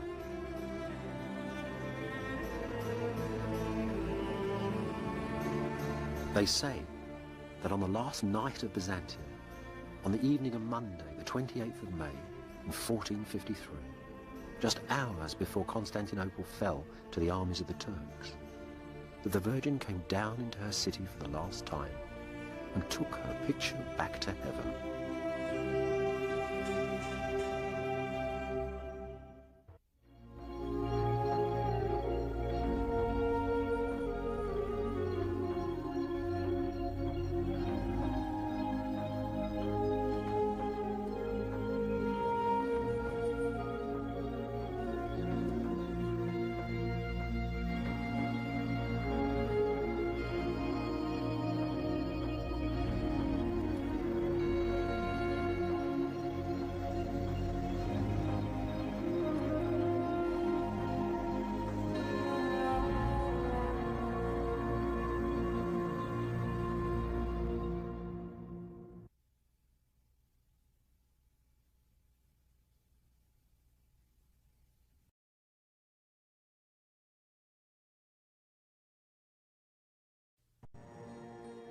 The Empire of Byzantium, that golden dream. The climax of ancient Rome and Greece. One emperor, one single faith. A dream that lasted for 1,000 years. A dream shattered by the armies of the West.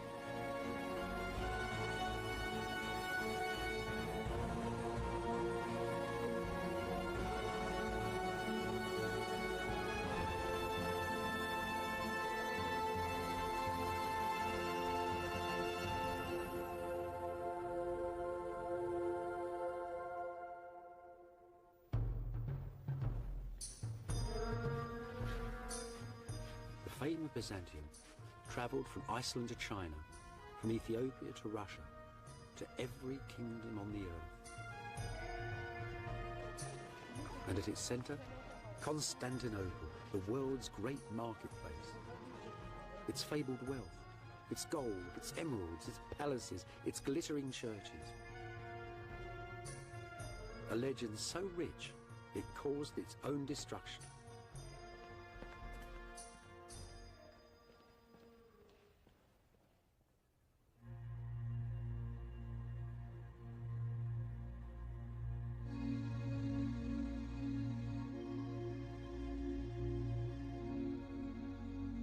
Founded in the year 330, the Christian Empire of Byzantium had its centre here, in Istanbul, in modern Turkey.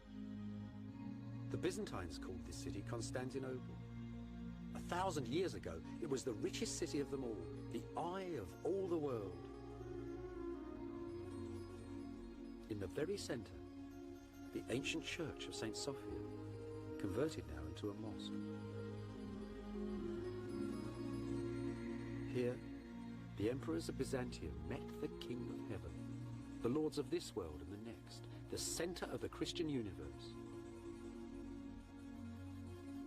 Visions of this holy city and its golden emperors filled the mind and the imagination of every medieval prince and king until one day, an army of the Christian West came here and destroyed it.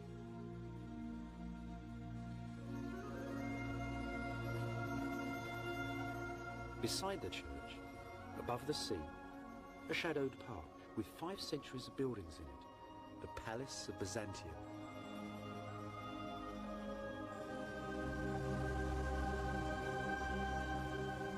A 1,000 years ago, there were gold pavilions here, chapels and mansions set in a sea of green. An earthly paradise, one of the most potent ancient legends of our planet, the home of God's emperor on earth. So where is the Holy Palace of Byzantium in modern Istanbul? That's a lump of it there. That sad, pathetic pile of brick. You have to go into the streets, into the alleyways. You really need a map. Look, I'll show you. Modern Istanbul. Why the map's always open the wrong way? Modern Istanbul, ancient Constantinople. I'll show you what I mean. Look, there's the great Roman roads coming into the centre of town. The Hippodrome, where the people met the emperor. The great church just beside it. And there, between that wall and that one there, that whole area was all palace. Dozens of buildings, dozens of churches, all together, high and glittering right across the hill. So you might ask, where the hell is it now?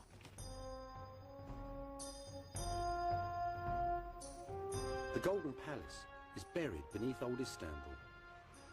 The little streets are haunted by its lost pavilions, by ghosts of ancient gardens, by the shadows of its courtiers and generals. The enormous curve of the imperial racetrack still stands there, a shattered wonder of the medieval world.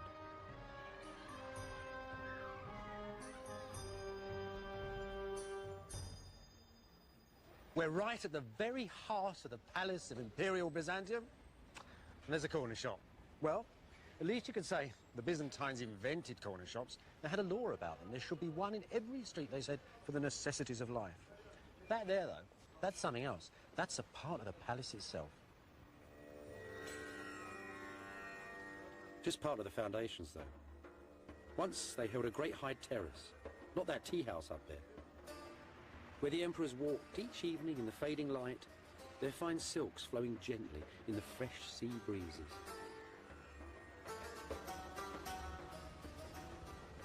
Constantinople was the greatest seaport in the medieval world. Arab, Russian, Viking and Italian boats once sailed along these walls. This is the ruin of an imperial pavilion, some 14 centuries old. A warm sea once splashed against these walls. Those are the doors through which the emperor once walked to board the royal yacht, the Greyhound.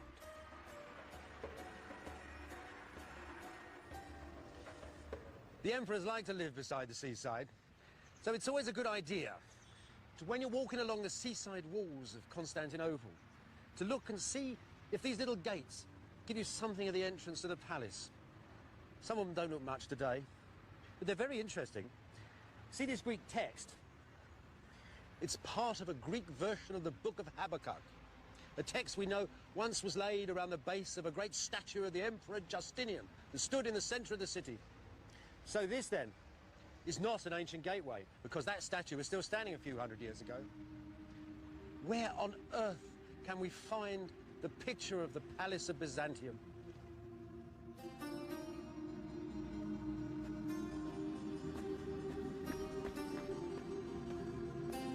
It's still here, of course, in its imitations, in echoes of the great palace of Constantinople that stand in Sicily, in Spain, in Syria and Rome. Villas, gardens, and verandas, all set like tents across the hill.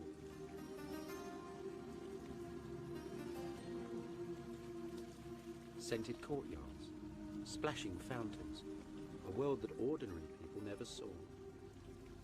Some of their very stones were plundered from the golden palace of Byzantium.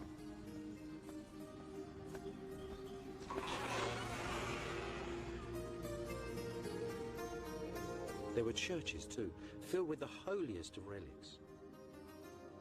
Fragments of the true cross, set in gold and blood-red rubies. And great jewelled cups, made for the emperor's own communion.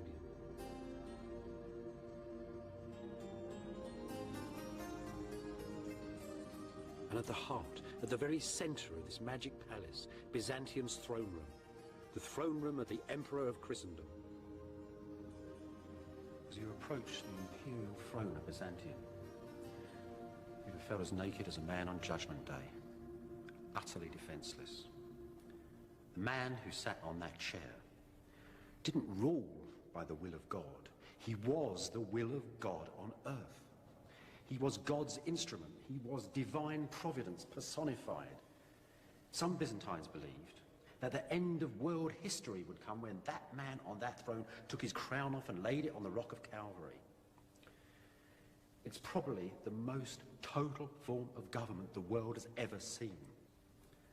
You don't have, for example, participatory government in this. Who can participate in the will of God? You can only bow before it. You can't have morality or loyalty. You can't have good kings or bad kings, because who can know the workings of the will of this astonishing emperor? That is Byzantine politics.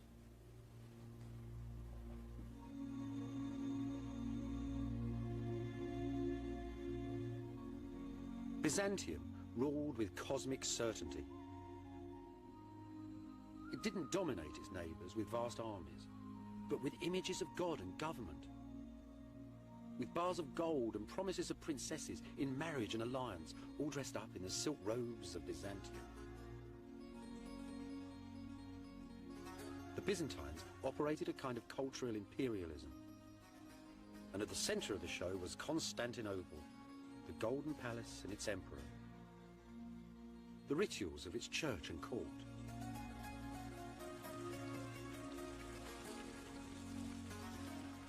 In the 10th century, diplomats and merchants, Easterners and Westerners, all give astonishing descriptions of a weekly procession that wound through the cloisters and the gardens of the palace, all filled with singing choirs, and ran up to the great church of St. Sophia.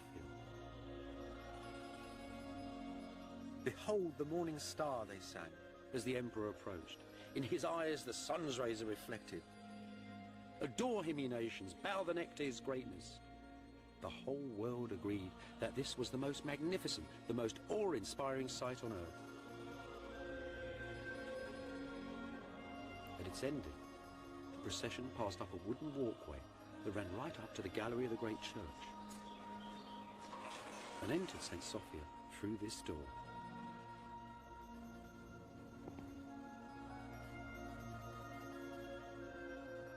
Here, high up in the gallery of St. Sophia, was the chapel of the emperors and the court.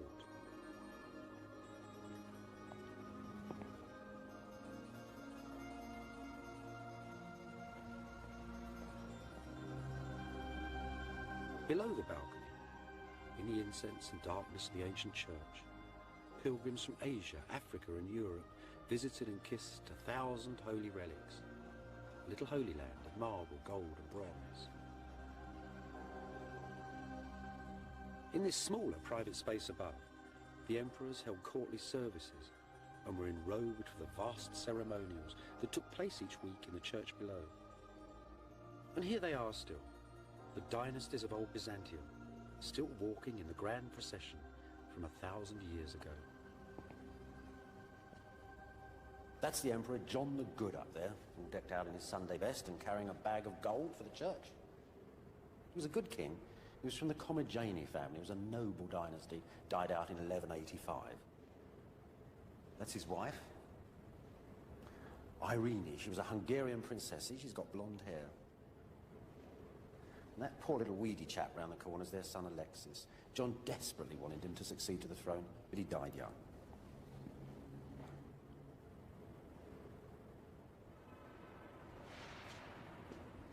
That person there is the most celebrated, most married monarch of the Macedonian dynasty, the Empress Zoe. Zoe ruled Byzantium in her own right in the 1050s. Zoe also had royal blood in her veins, and she legitimized 3 successive husbands as emperors.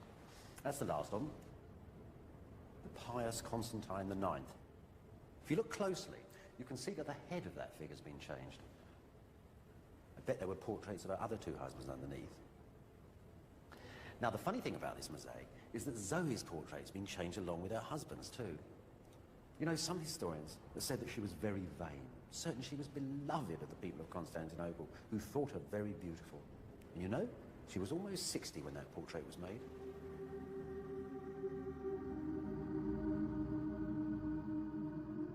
In the year 987, Russian ambassadors came south into the sun to see Byzantium. They told their prince, the ambitious Prince of Kiev, that they couldn't begin to describe the splendor of St. Sophia. They could only say that God dwelt here within it, and they were all baptized. Just as it intended, Byzantium had dominated its neighbors with pious splendor and magnificence. These Russians, though, were tough and warlike. Despite their newfound faith, they still hovered dangerously on Byzantium's northern borders.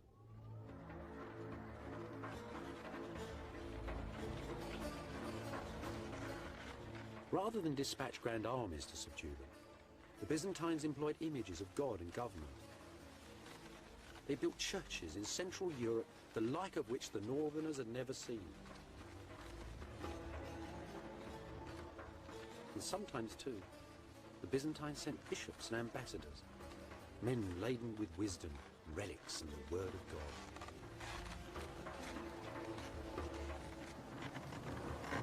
The Byzantines didn't like to travel north in the winter. The diplomats had to go sometimes with little bars of gold stamped with the emperor's name, wrapped in furs and stuffed under the sledge out of the way. The gold to bribe local chieftains to attack one another rather than to go and attack Constantinople. It was a terrifying journey. First of all, you went to a Byzantine border fort. There the governor tried to grab a few of the sons of the local princes to keep them under control. And then you set out across the icy wastes.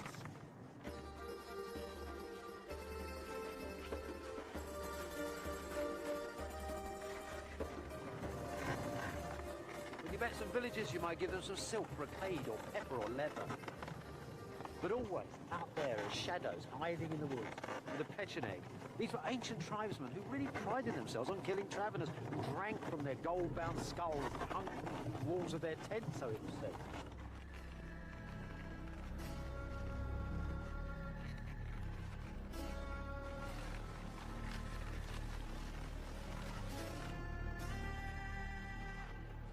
After months of travel, you'd arrive at the side of the frozen river Dnieper and look up at the great fortress of the ruler of Kiev, the prince of the Varangian Rus.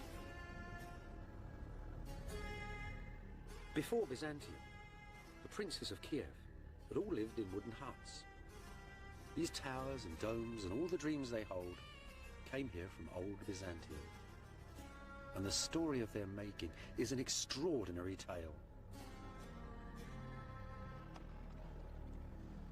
This little area here was once the centre of Kievan Rus, a little stockade just 600 yards across. Now you've got to think it's the year 988. There's Prince Vladimir, a Byzantine bishop, and a lot of Byzantine craftsmen are coming out here. It's just before dawn. It's very cold. And at a particular holy moment, after a prayer is said, they plant the position of the altar. And then, as the sun comes up and a shadow is cast across the snow, a nobleman called Simon, so tradition tells us, took off a golden belt and they measured out 20 golden belt lengths. And that would be the first church in Vladimir's kingdom. It's an astonishing moment in history. It's the old technology of Greece and Rome, 1,000 years after those empires are gone, going into parts of the world that it had never managed to conquer.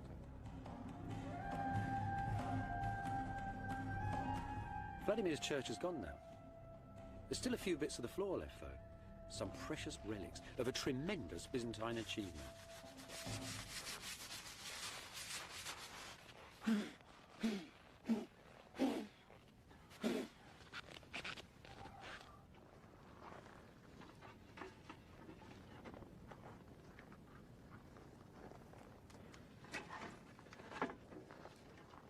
Dziękuję. You know, it's at times like this, archaeology really comes alive. Look, this isn't just a little old bit of brick or mortar or something. These are the first bricks ever laid in Central Europe. It's not just stone on stone either. This is like somebody got into a Cadillac and drove it into the middle of the Amazon and parked it in a village where nobody had ever seen outside people before. This is astonishing. Look, it's only a bit of ceramic and a bit of mortar. You need two separate kiln masters with two separate kilns for that. They have to find the lime to make the mortar. They have to go to the river to find the clay down the road here. They have to build their kilns, cut the trees. And then they got them cutting stone, local stone, hewn from open quarries for the first time. The Russians didn't like working stone. There's an old Russian proverb. It is easier to teach an ill-tempered wife than it is to cut stone. But actually, their real problem was the weather. It was truly terrible. It was either freezing cold, and they complained bitterly that it was so difficult to lay bricks in fur-lined coats and mittens. And then when it thawed, this area was under a mass of mud, and they had to devise incredibly elaborate wooden structures to hold the building up at all when they extended the foundations. So this is an extraordinary enterprise. How ingenious those people were coming from the south, how determined it took them 8 years to get this place up. They learnt, though, the next time they built a church in 5 years.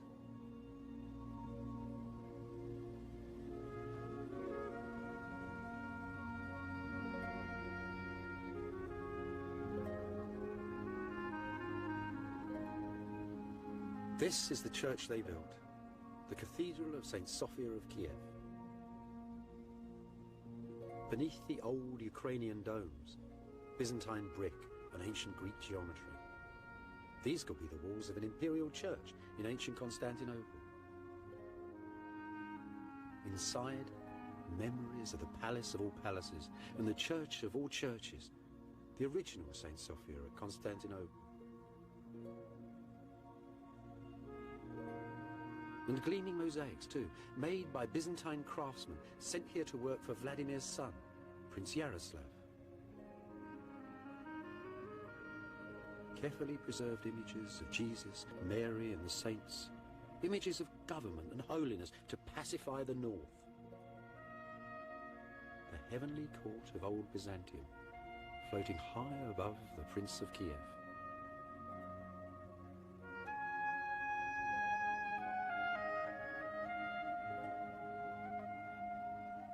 It's a heavenly court, now entirely mirrored in Yaroslav's new court on earth, aided and abetted by a Byzantine bishop who wants him to punish sinners, to feed the poor, and to fight the enemies of Byzantium.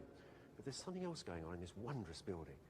Something else yet more subtle. It's like a soap opera here. It imparts manner, it imparts gesture. It shows you the Byzantine way of walking and talking. And between that fierce structure and this new manner, the old order of Rus was entirely swept away.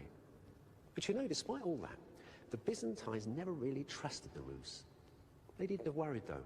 The Russians had learnt their lesson very, very well indeed. And centuries later, when Constantinople itself had been thrown away, when Constantinople, the second Rome, had gone, then Moscow, the new capital of the Rus, declared itself as the third Rome.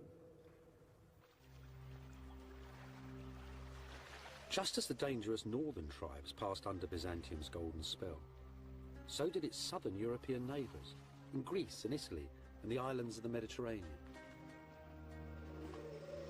Venice, that ancient little town set on the mud banks of a North Italian salt marsh, was the owner of a powerful fleet of warships, as much a menace to Constantinople as were the tribesmen of the north. Beneath the stones of Venice, then, the bricks and columns, the technology and arts of old Byzantium. Just like Kiev, Venice's first churches and its most powerful images of God and government all came here from Byzantium.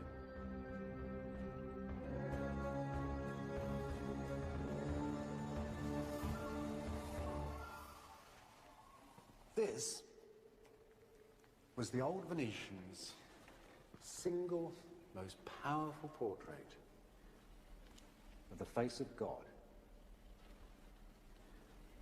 The Palla d'Oro, made for the high altar of St. Mark's. It's a funny old thing, actually. It's cobbled up from all sorts of things. Gold strips, bits of jewellery, it's all there, like a magpie's nest. The single most beautiful things about this is these wonderful plaques of enamel. They're Byzantine imports. They were made in the imperial workshops in the year 1105, and they're probably copied from the decorations of a chapel in the imperial palace of Constantinople. That's Christ in the centre. All around him, and all in order, large to small, is laid out the court of heaven, just as Byzantium's foreign kings and princes decorated the emperor's court of Constantinople.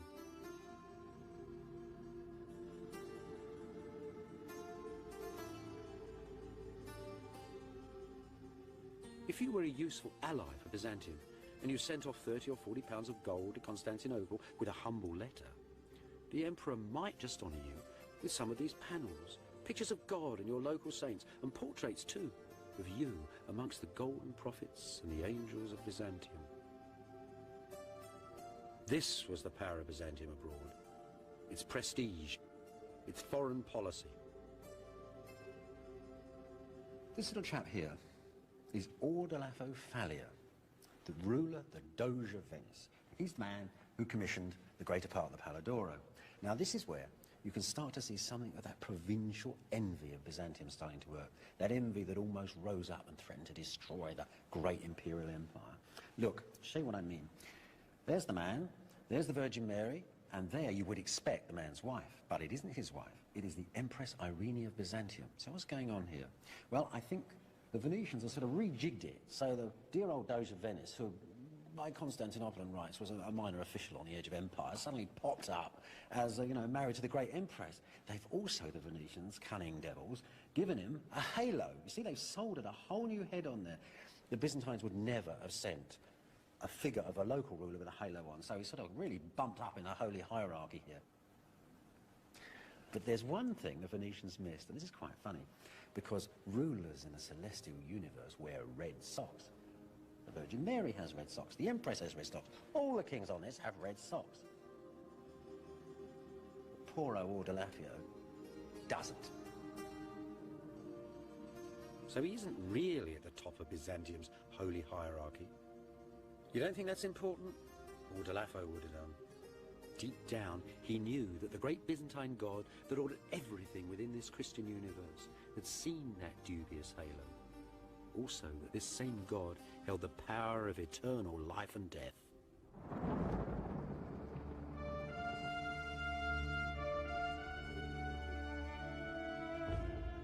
By the Middle Ages, Byzantium's most powerful images of God and government had crossed the Mediterranean and penetrated Central Europe too.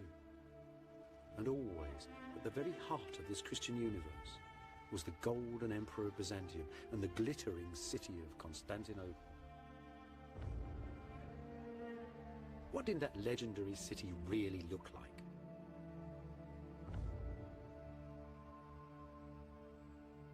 In modern Istanbul, one single precious district of the city still holds something of the air of ancient Constantinople buried underneath it. Part built from the stones of the city's ancient marketplaces, Istanbul's bazaars still stand in Byzantium's thin streets. That old electric mix of races and religions, trades and professions is still here as well, just as it was 1,000 years ago. Oh my God. What are they then? Monsieur, Sansü, Türkçe, sülük. Leeches. Leeches. Leeches. Yes, leeches. Leeches. So, clean your shoes, clean your blood. Doctor, eczema. Eczema. Eczema. Rheumatisma. That's amazing. Old Byzantine leeches. Yes. It's good for everything, Yeah. right? Yes. Set between the east and west, Constantinople was the world's great marketplace, a living legend. Goods from Byzantium's bazaars are found today in excavations in Sweden and Afghanistan, in England and in Russia. And like Coke cans in the Gobi Desert, they give out a very special buzz. Something for your constipation. Henna for your fingernails. And come in. Everything the Byzantines had. Sultanas. Bet they didn't call it that. In Byzantium, women mostly made the deals. Nowadays, though, the traders here are men.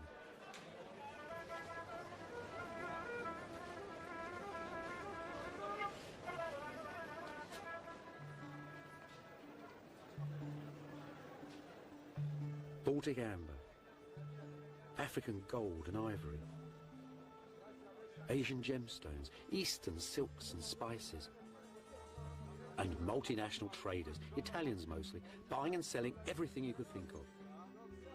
There were fortunes to be made out of Byzantium.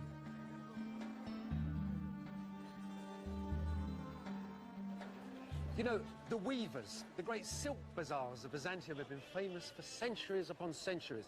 In the West, they just had little bits of Byzantine silk and they used it to wrap the bones of saints and to put upon the high altars of cathedrals. So you can imagine that when a Western diplomat came here about 950 AD and actually bought 2 whole rolls of silk for his own clothes, and he was very pleased with himself.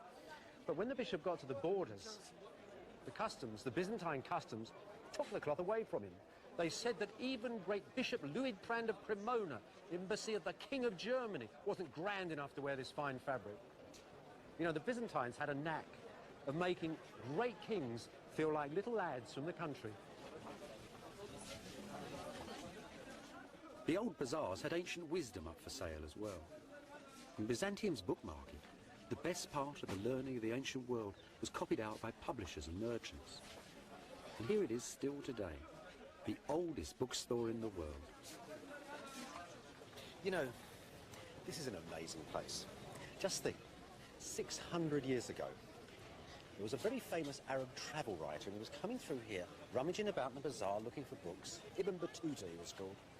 Anyway, there he was, rummaging around. There would have been more people here then, lots of scribes actually writing them. And a Byzantine magistrate who was walking through the square recognised him. And the old 2 men got together, the Arab and the Christian, and they sat down and they talked about writing books. They talked about travel and the joys of scholarship. Westerners really loved the book bazaar in Byzantium. They could find things there that were real legends. Magical lost works like this, for example. This is a copy, Greek copy, of an ancient work made in Alexandria by an ancient Greek.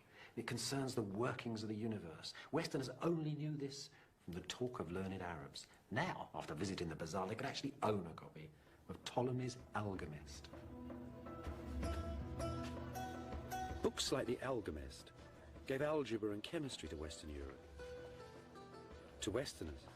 He must have seen that all the wealth and wisdom of the world was held inside Constantinople and in the houses of the lucky people of Byzantium. The Byzantines lived in a very face-to-face community. It was a very tight, enclosed world. They were incredibly superstitious, always looking for signs as they looked at each other, things that might change the meaning of their relationships with one another. The angle of a man's shoulders could tell you if he was having an affair. If you had a dream that you'd put on a pair of shoes and weren't going anywhere, it meant you might be getting married. You could nod at a woman and it meant that you'll be having an affair with her very shortly. Superstitions everywhere. They divined the future by listening to thunder, but above all, they loved charms and trinkets, things you can buy in bazaars, glittering treasures. And that is the greatest charm of all. It's been around for thousands of years before Byzantium, and it'll go on for 1,000 years beyond us all. It's a charm against the evil eye. The evil eye, of course, is envy, that thing that's so destructive inside small communities. And so destructive for Constantinople, too. Constantinople was called the eye of all the world. Everybody envied its gold and silk and pretty princesses.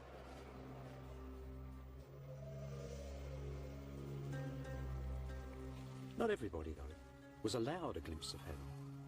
Poor old Bishop Luitprand of Cremona, who'd come to Constantinople for silks and for a Byzantine princess for his prince, hadn't got either of them. The Byzantines had lectured him upon the gross behaviour of his prince and sniffed at the very idea of sending an imperial princess to such a barbarous and distant kingdom.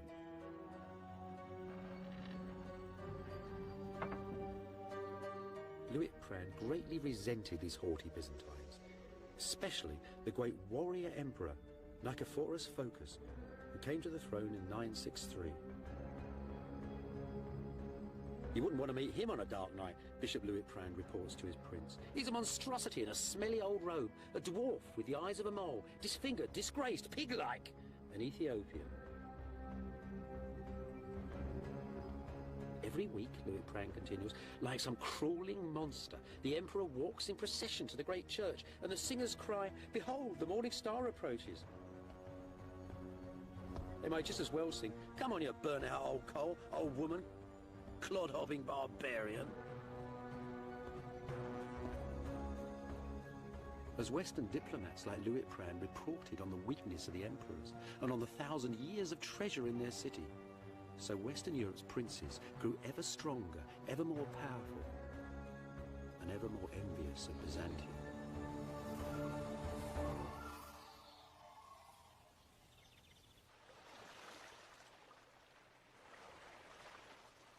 In 1204, the Venetians managed to divert a cutthroat army of crusaders from their sacred vows to capture Palestine for Christendom.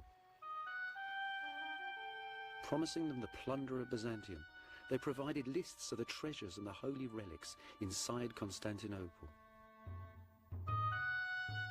On the 13th of April, Venetian war galleys sailed up to the city walls. And the knights of France and Germany, of Italy and England, jumped from the boats onto the battlements. The campaign that followed was a nasty mix of treachery and chaos. At the ending, the city's walls were breached and the imperial throne was overturned. Many Byzantine nobles fled here, to the palace of Black and Eye, where they were besieged by Henry, the noble Prince of Flanders. Now, the Venetians knew exactly what was in this palace. They even had an inventory of its contents. When the nobles gave up the fight, they took everything they could out of the building. Gold, silver, precious jewels, silk, satins, ermine, minever. The haul was tremendous. More booty, it said, was taken from this town than from all the cities since creation. Over the next 50 years, half of Constantinople was boxed up, crated, and shipped out of the city to Venice and the West.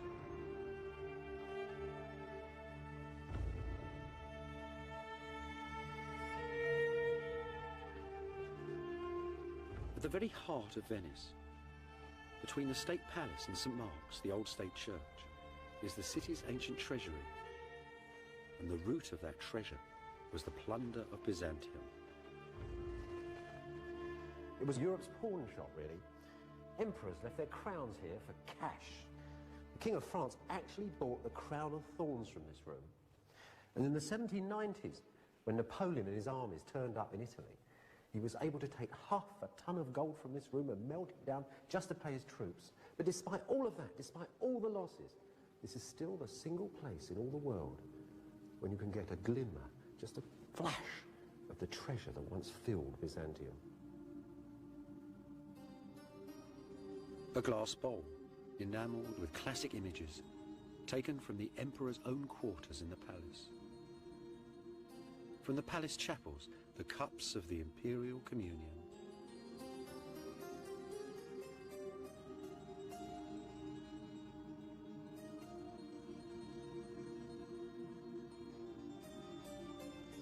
A golden icon of St. Michael, studded with Indian emeralds. The Byzantines used its glowing colours to foretell the future. This too came from the palace, probably from the chambers of a queen. Inside St. Mark's as well, the altars filled with the holy relics looted from Constantinople. This superb Madonna, Venice's most holy icon, had been carried into battle by the Emperor Alexis Murtzouphlos. The Venetians tore it from his abandoned war chariot.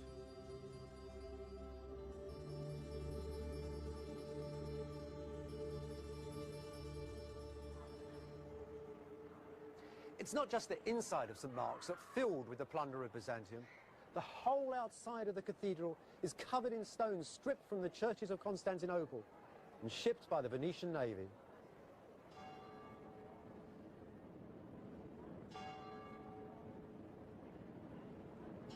A great new balcony was built from the stones of old Byzantium, and 4 bronze horses, said to have come from the very heart of Constantinople, were set up high upon it. St. Mark's was plated with the plunder of Byzantium. Today, the old brick church has all but disappeared beneath the foreign marble. Shiploads of columns from Constantinople now decorate the doorways of the church.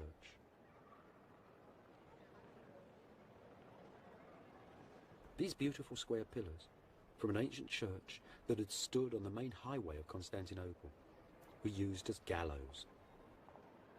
The Venetians hung criminals from them. Other fragments of this lost masterpiece once stood in Crusader chapels from Spain to Austria. This is an interesting piece. It has an amazing history. You see, when the Venetians first took the sculpture from the boat, they found that one of the feet had been broken off. So they made a new foot out of a lighter, whiter stone. You see that? Now, just a few years ago in Istanbul, a Turkish archaeologist actually dug up the original foot. So now we know where this sculpture came from. It came from a monument of Constantine the Great, the first king of Byzantium, and those were his 4 sons. Think of that. We have bits and pieces here from all ages, all styles. This stone is from Egypt, others are from Syria, from Greece. All that style, that richness that went into Byzantium then has gone to make the city of Venice itself.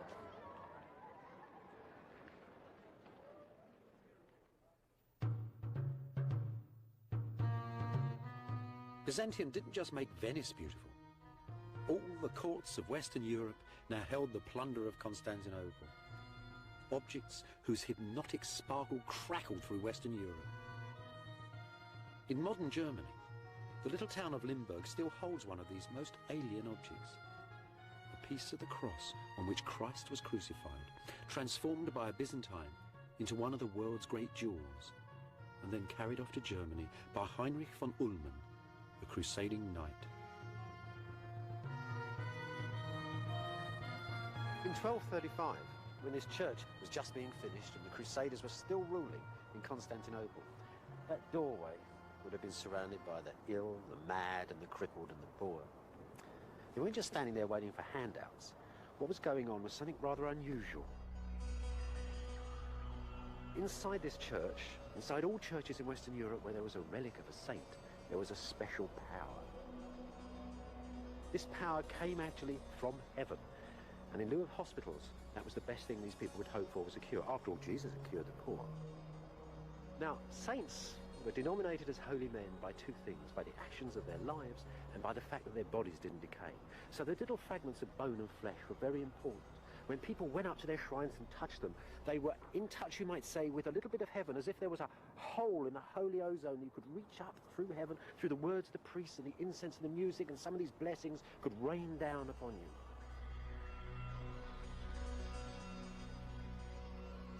The relics of Byzantium, though, weren't relics of local saints. They'd been brought from the Holy Land. They were the personal possessions, some of the very things that Jesus and Mary had touched, and they were never used to cure the poor. These holy things were held in the imperial churches and in the palaces of Byzantium. In that extraordinary world halfway between earth and heaven, they confirmed the divine role of the emperor on earth. By stealing these powerful objects from Constantinople, the pious kings of Western Europe had gained a confidence they'd never had before. This then, that taking of the relics, was the taking of the holiness of the divine right of kings, the beginning of Western Europe, of Eurocentricity, and almost, you might say, of the modern world.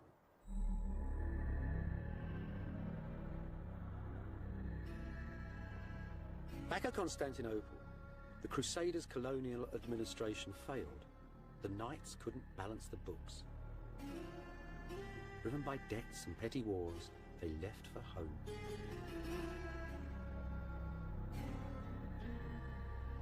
On August the 15th, in the year 1260, a new emperor, Michael VIII, walked in solemn procession through the ancient gates, dressed in the imperial robes of silk and gold, with his choirs, his soldiers, and all his priests. Safe inside, he addressed the adoring people of the city, who'd laboured under foreign rule for 50 years and now celebrated the return of Christ's true emperor to the very centre of the earth. A while ago, God was angry with us and made the west into a great wind that blew us from our city, and we lived like the birds beneath the branches of a tree. But just as he'd promised Abraham the promised land, just as he granted my ancestors eternal victory, so he has given me back the sacred city. Michael might have thought that God had put Byzantium back into the centre of the cosmos. The truth was, the Crusaders had wrecked Constantinople, plundered it, broken it, destroyed it, and the emperor's return to great power politics was suicidal.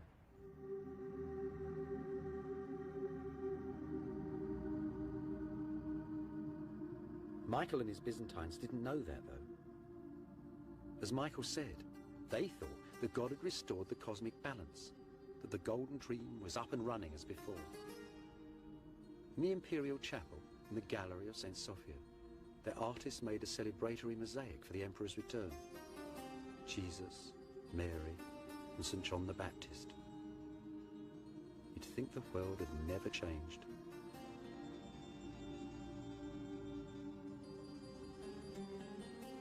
Just 20 feet away, the stone is said to mark the grave of the Venetian who led the Western armies to Constantinople. Enricus Dandolo, the man who broke Byzantium. His bones, they said, were thrown out the window into the street, and even the dogs wouldn't eat them. The great mosaic, though, humane, transcendent, optimistic, is the finest single work of all Byzantium's mosaic masters. See how it takes the light. The court of heaven shimmers in the church. This is the Christ the Byzantines had always worshipped.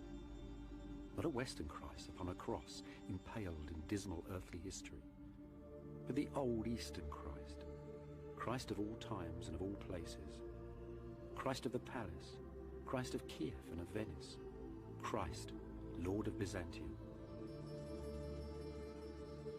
The same Christ, too, whose relics and whose images now filled the churches and imagination of the West. The Christ whose soft, impassive face would watch his Eastern Empire gently fade away.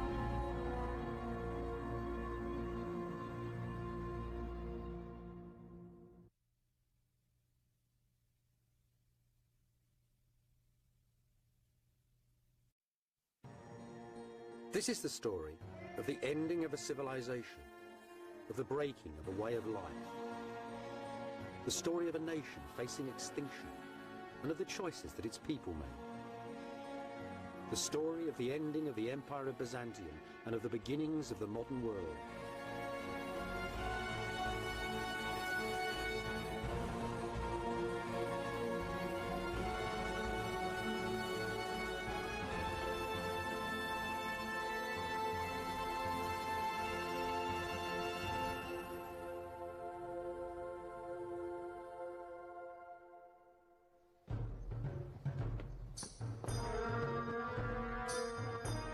The last years of the Empire of Byzantium were filled with stress and beauty. Faced with enemies, looking for friends, and always waiting for the ending.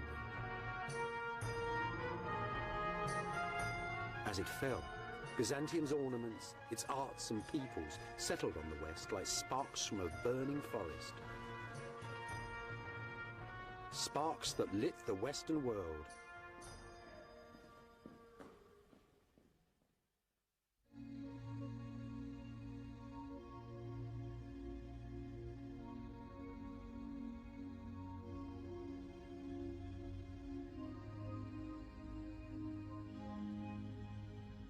I'm standing high above the Golden Horn in Istanbul, in modern Turkey. I'm standing right on the edge of Europe, too. That's Asia over there. Now, 800 years ago, from here to the Great Blue Sea was the most famous palace in the world. Its wealth, its beauty, its sacredness was the envy of people from Iceland to China. Only the angels in heaven, the Byzantines had said, knew the date of the ending of this dazzling city, the capital of the Empire of Byzantium, which they called Constantinople. Late in the Middle Ages, though, in the last 2 centuries of Byzantium, when the Crusaders had half destroyed the city, and with the armies of the Turkish sultans closing in upon its walls, you didn't need to be an angel to know the end was very close. The broken Empire of Byzantium prepared to face its destiny. The emperors moved their palace here, to Vlachani, right on the city walls. Here they could face all their enemies, the Turks, the Westerners. Here too was a great church and a most sinister prison, where half a dozen emperors were executed or blinded in terrifying family feuds.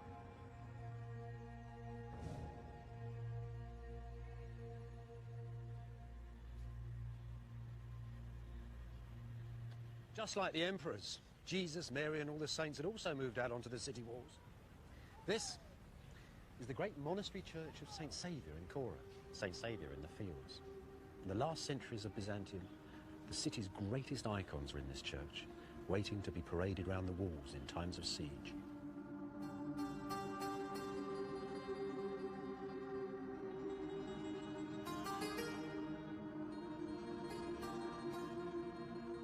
St. Saviour's was Byzantium's last masterwork, a jewel box set beside the city walls.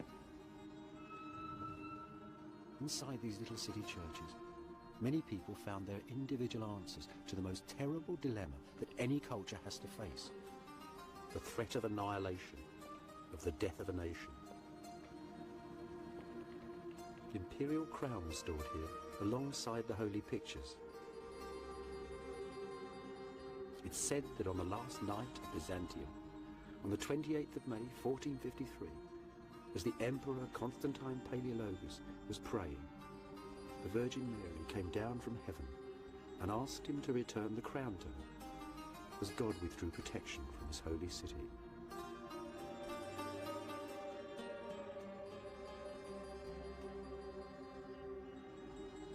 Above the door in shining gold, an image of the church's greatest benefactor, Theodosius I, Prime Minister and High Chancellor of Byzantium.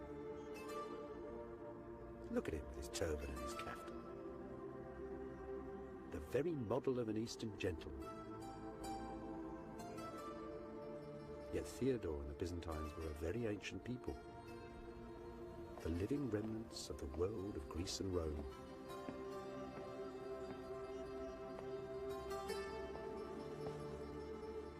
Even by Theodore's day, though, by the 1320s, the great Chancellor had come to the conclusion that Byzantium's ancient heritage was quite exhausted. That all one really had to do was to wait and pray and silently endure. His church is a meditation on eternity.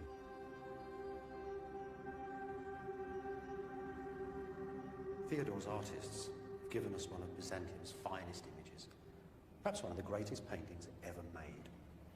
I say that because it's a painting about humanity, about the value of humankind. What's going on? That's Christ in the middle, resplendent white. He's burst through the gates of hell. He's got the hands of Adam and Eve, that's all of us, and he's pulling them from the grave. It's the hands. Look at the hands. It's the hands that's got the urgency in them. The hands that are insisting upon this resurrection, not from earthly empires, but from the value of humankind itself. It was those ideals that drove Byzantium in its final years. The idea that, like the kingdom of heaven, Byzantium was not a kingdom of this world. It was a belief in the inevitability that the world had a beginning and will come to an end. So when the emperor went onto the walls and took with him the most ancient icons of his faith and knew that he would die, he also knew that he was right.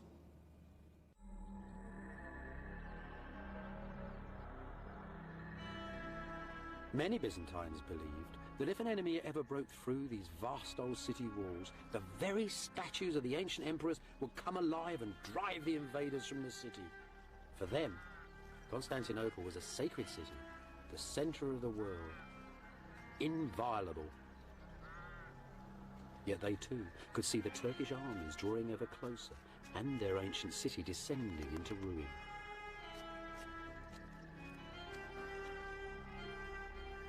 By the 1400s, many of Byzantium's brightest minds had left the gathering gloom and darkness of the crumbling city and settled in a fresh new town beneath the mountain tops of southern Greece. A sparkling town on a hilltop close to the ruins of ancient Sparta, a town called Mistra. A miniature kingdom ruled by the emperor's brother Theodore and Queen Cleope, his Italian wife, where Jews and Greeks, Byzantines and Italians, Greek and Latins could live happily together.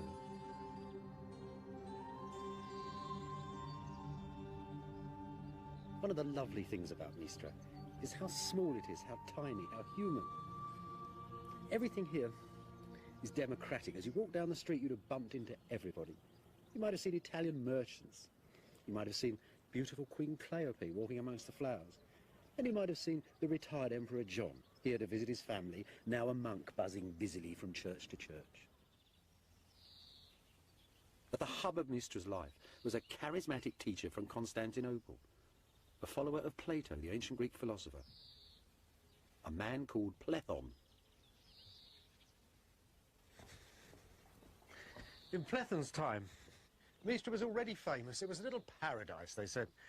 The men were handsome, the women were beautiful, and the stones were from ancient Sparta itself. But everybody knew that they were doomed.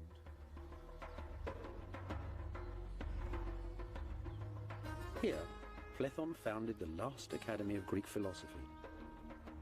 Here, he taught future patriarchs of Constantinople and future cardinals of the Church of Rome as well. As they mingled with the philosophers of late Byzantium, for a brief while, Western visitors to Mistra witnessed the last flowering of the living world of ancient Greece. This is the estate of a grand Byzantine nobleman. Not much left of the garden, just a few wild herbs and a little spinach.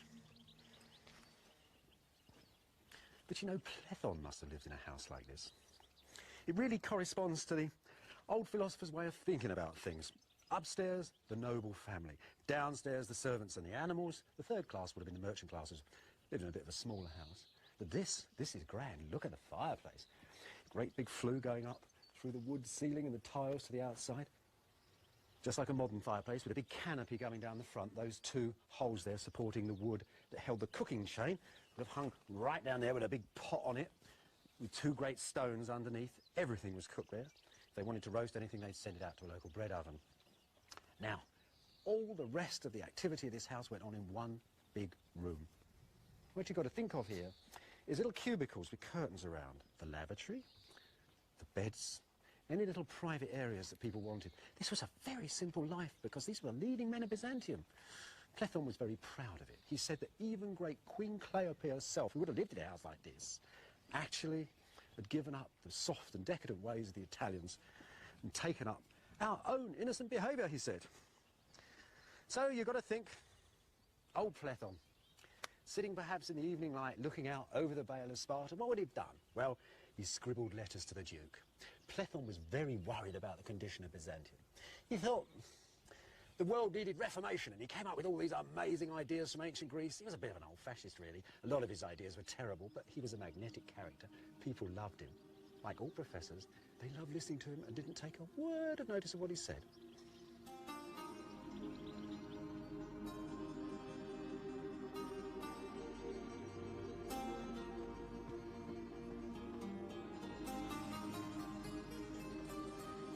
At the heart of Mystra was the court. And at the heart of the court, this little pretty church, named after the great old court church of Constantinople, St. Sophia.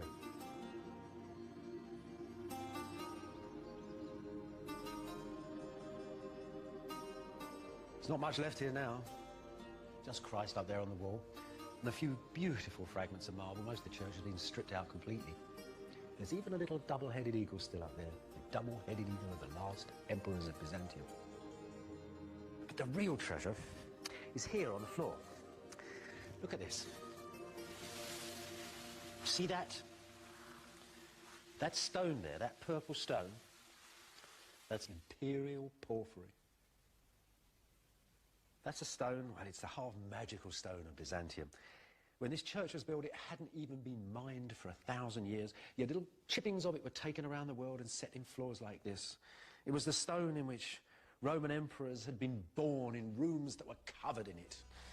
This, though, is probably the very stone where the last emperor of Byzantium was crowned. Constantine Palaeologus, the last ruler of Mystra, was crowned here on the 6th of January, 1449. 3 years later, he died fighting on the walls of Constantinople as the Turks took the city.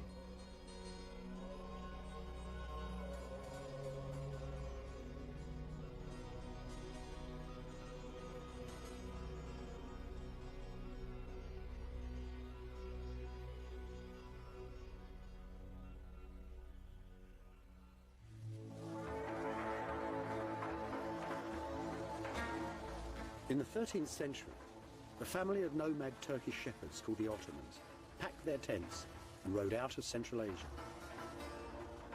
2 centuries later, the Islamic armies of the Ottoman Turks, commanded by members of that same family, conquered most of the territory of Byzantium and a large part of Southeast Europe too.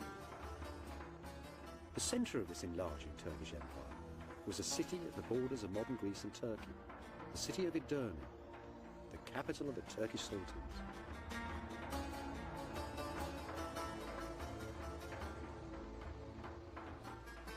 In those days, Edirne was a hectic international city, the city of great mosques, hospitals, concert halls, munitions works, and grand bazaars.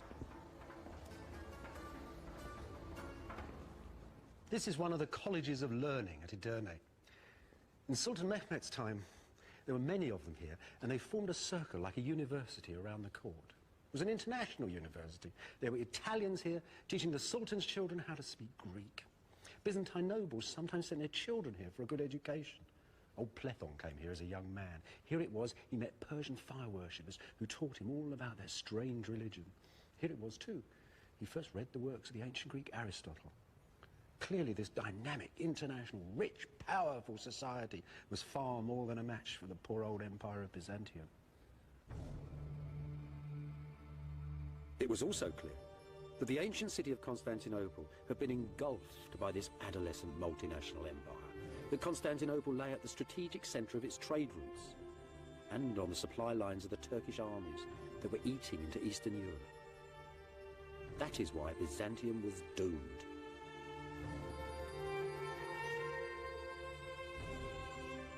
In 1438, the Emperor John VIII sailed out of Constantinople in a last attempt to beg aid from the reluctant West in his struggle with the Turks. After 77 days at sea, the imperial convoy arrived at the friendly port of Venice.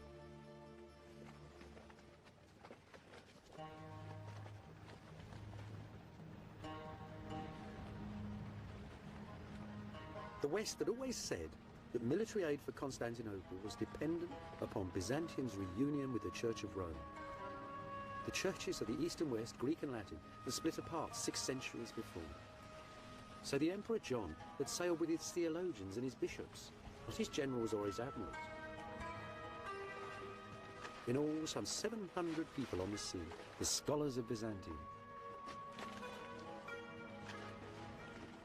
Plethon, too, had come especially from Mistra in Greece, as had many of his pupils.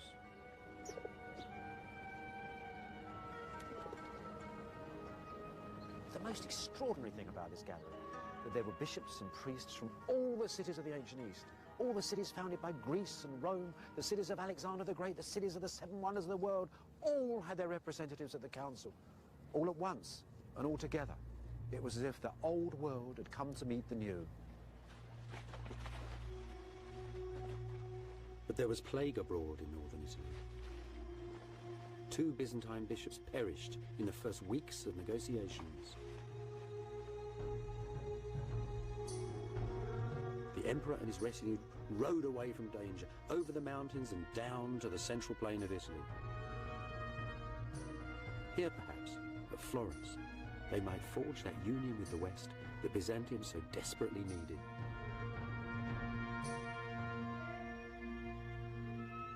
And here, too, they were memorialized in the frescoes of Benozzo Gozzoli, painted in the townhouse of the Medici family, the bankers who were sponsoring this Council of the Churches. That's John VIII, John Palaeologus from Mistra, Emperor of Byzantium, come to the West to seek aid. He'd ruled 12 years at this point. When he got here, the Florentines, those dedicated followers of fashion, thought he was a knockout. They had never seen turbans like that or crowns like that. The jewellers liked it. The Florentine weavers liked it. The painters liked it. This was a man whose dress and demeanour influenced fashion here almost for a century. They didn't like him much, though. They thought all the Greeks were haughty, sarcastic people who seemed to be laughing at jokes they wouldn't share with the Florentine. Didn't like them at all, really. What they were experiencing, actually, was a typical Greek thing. It was the full force of the divine right of kings. See, in the West that had rather diminished. The West that had pinched the idea of the emperor had now taken to electing Western emperors. They were confirmed by popes. There was common law, power in the West that seeped down and down and down away from the man who now was like only at the top of a vast pyramid of power. In Byzantium, everything resided in the one man. Now, in the West, and here it is, out for a stroll in the country, Cosimo and the other 700 Medici, all on their horses. This is entirely reversed. I mean, here you've got a man who is a banker, a politician, a multinational businessman, you might say. The West was entirely different. The central disagreement, then, was about these different attitudes to power in East and West, about power and precedence amongst the lords of earth and heaven. Most of the Byzantines, though, were insulted at the very idea of arguing about God, whose majesty and dignity was beyond all human understanding. They thought that the clever Roman clerics they faced each day were simply impertinent and immature. After a year of recrimination and debate, the Emperor John, still desperate for military aid, simply ordered his delegation to agree to most of the West's arguments.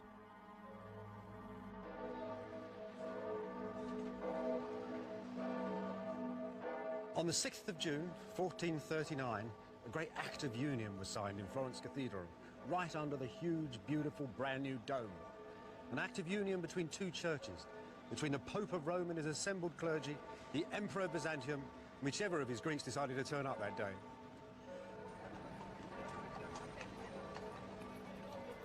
The real buzz in Florence, though, wasn't in the great cathedral, it was in the streets. The Byzantines were here.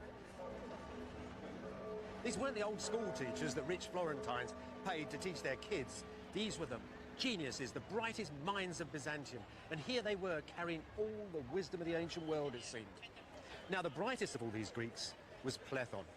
He taught practically all the people in the Greek delegation. He came straight from history. He was very old. He was 80. And he was as charismatic as ever. He gave lectures here, and the effect was amazing.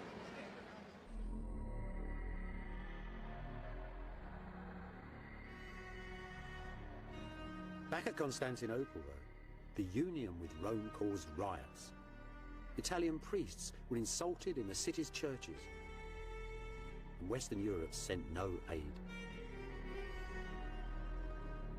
Disillusioned, disappointed, the Emperor John died a few years later and was buried here in the monastery of Christ Pantocrator, Christ, Lord of earth and heaven. And at this same monastery, Gennadius, the theologian, preached that the union with Rome would bring down the wrath of God upon Byzantium.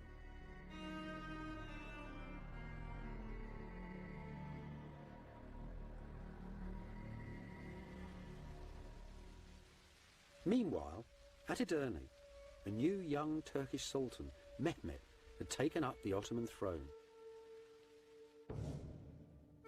At Constantinople, the new emperor, John's brother, Constantine, soon discovered that he now had a dangerous and most impatient neighbour.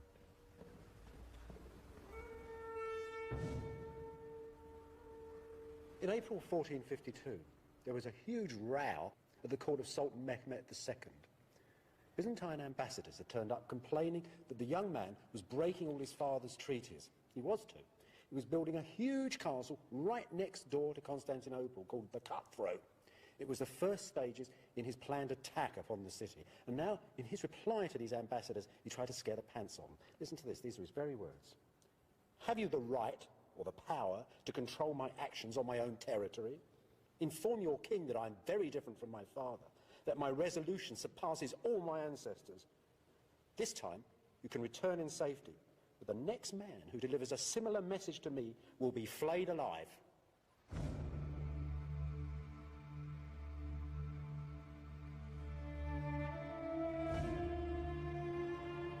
Back in Constantinople, the new emperor, Constantine XI, reluctantly composed his reply.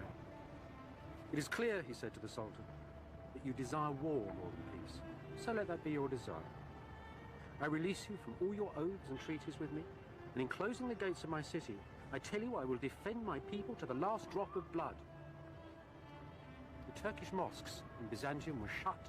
The Turkish troops who were sightseeing in the city were thrown out the gates. Byzantium was at war.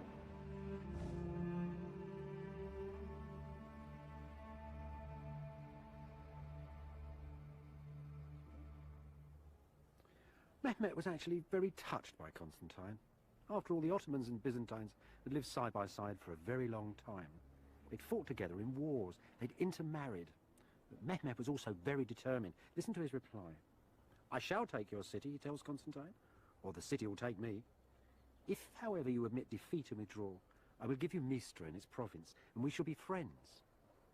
If you deny me peaceful entry, however, I shall slay you and all your nobles. I shall slaughter the inhabitants of your city and allow my troops to plunder it. The city itself is all I want, even if it is empty.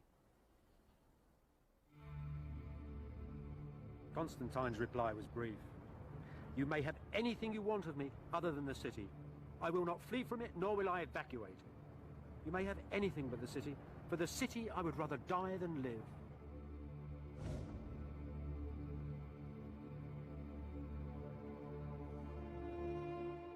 On the evening of the 28th, the Sultan Mehmet addressed his armies standing assembled outside the city walls.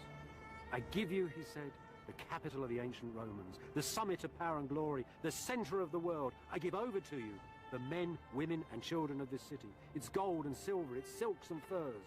All I want are the buildings and the walls. It really was the standard offer of a medieval commander to his troops before the final assault.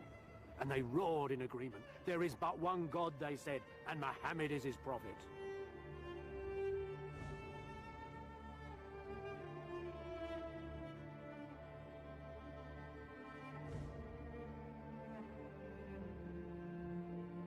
On the fringe of empire, high in the mountains of northern Romania, contemporary Byzantine artists made precious records of the fall of Constantinople.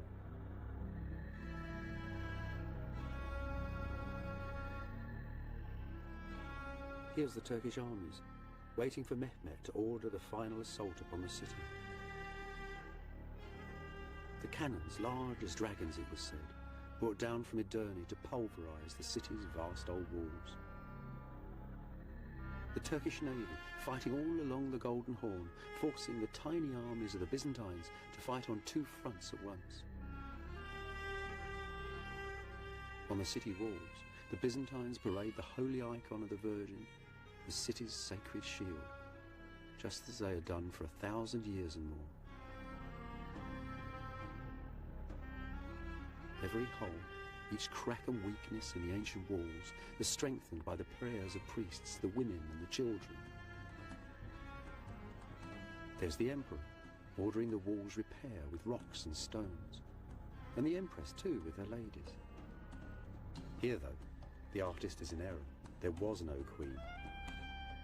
Constantine XI, Constantine of Mistra, was childless and a widower. The last emperor would leave no heir.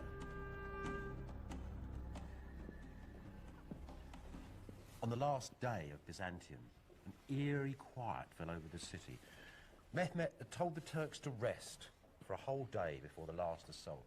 He gave the emperor time to walk with all that was left of the armies and nobles of Byzantium once again into the great church, and there, after all their arguing at Florence, the Greeks and the Latins joined together in a last service, and the emperor went to the altar and was given the last rites. Then he walked back to the palace, and there he made a speech to his commanders. A speech, you might say, that was the last speech of the ancient world. He encouraged them not to be frightened when the Turks attacked. He said that their ancestors, the ancient Romans, were terrified when Hannibal's elephants had charged towards them, that they hadn't run away. Because they were human beings, people with will and mind, and not given to animal desires, and that he and his commanders had mind and will and God and belief upon their side. It was those beliefs of mind that stem back to Greece and Rome and fuel the modern world. And then Constantine, the 11th of that name, went with his men back to the outskirts of his empire, to the walls now of his city. And there he died, the ruler of Rome, the king of Christendom, and the emperor of Byzantium.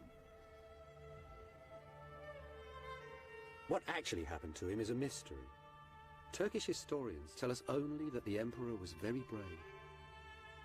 That Constantine died fighting by the city gates. "The city is taken," he's supposed to have cried, "and I'm still alive." And he ran off towards the battle and into the flash of legend. The man then killed 10 pashas and 60 soldiers with his lance, and at the end, poor Constantine was toppled from his horse and cried to God Almighty, the creator of the universe. And the Turks cut off his head and stuck it on a pole.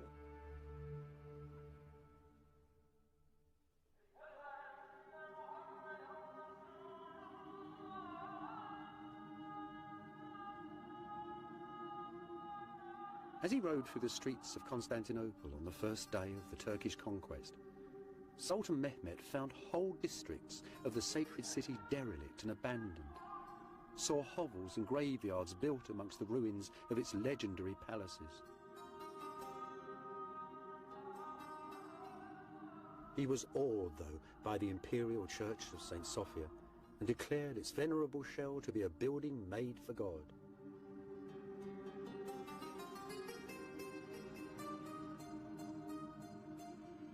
So the Church of St. Sophia, the Church of the Divine Wisdom, was converted to the Mosque of Hagia Sophia, the Mosque of the Divine Wisdom.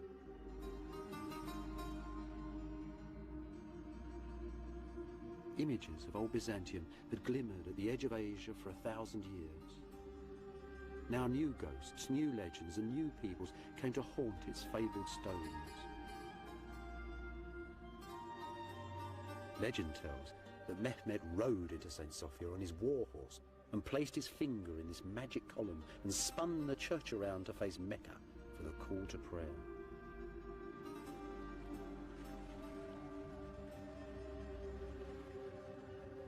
History tells that the Sultan ordered the tomb of Constantine the Great, the founder of Byzantium, to be demolished, along with the burial church of the ancient emperors.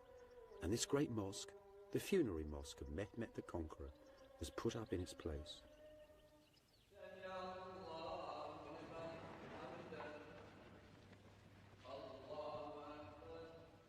Yet Mehmet, a humane and sympathetic man, still wondered at this ancient ruined city and its unyielding inhabitants.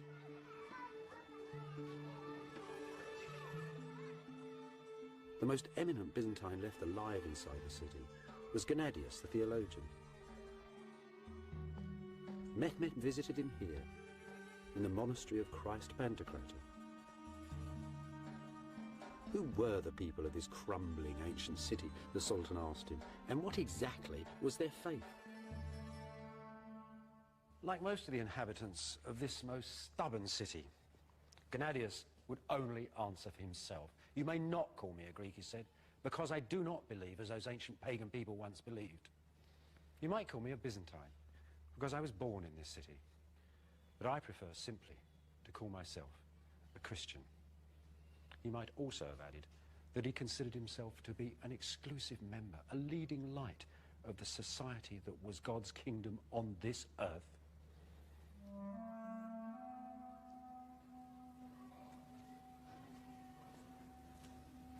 Mehmet was pleased enough with the old boy's answer to give the penniless church a bag of gold, make Gennadius its leader, to give him a white mule, and to give him authority too over all the Christians of his empire. It was an arrangement that lasted for 4 centuries.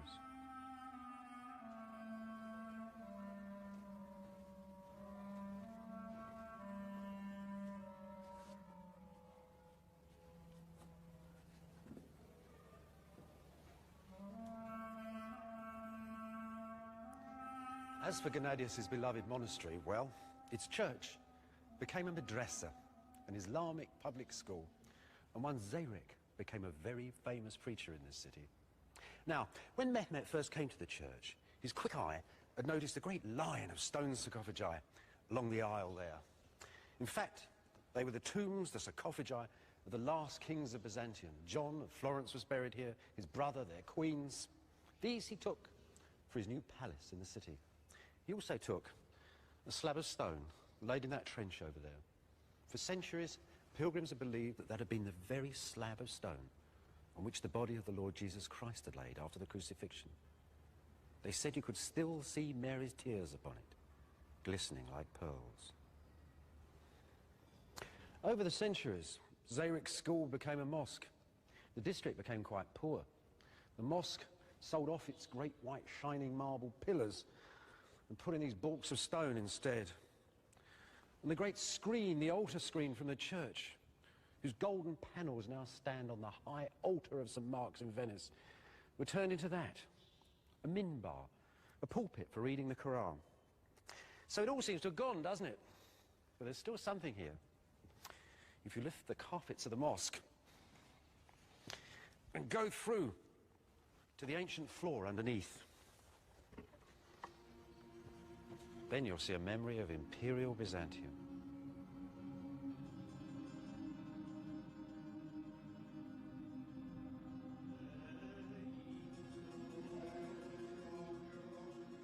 There are still descendants of the Byzantines today, a dwindling community at the ancient heart of one of the largest cities in the modern world.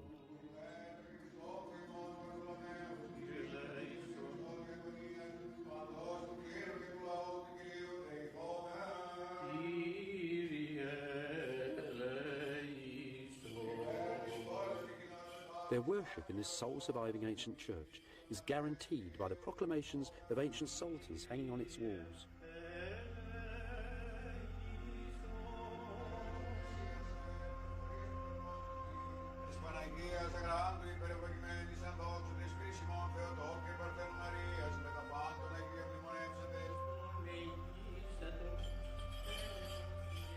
Their church has survived schism and poverty. For a while, the deep distrust of Rome led them towards Calvinism. But here they are still, in their holy city, with their own faith.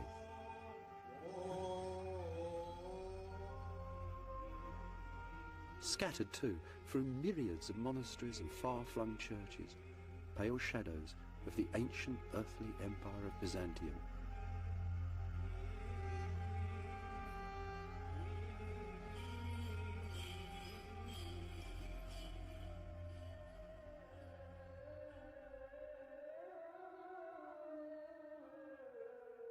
Most of Constantinople's ancient churches, though, were soon converted into mosques.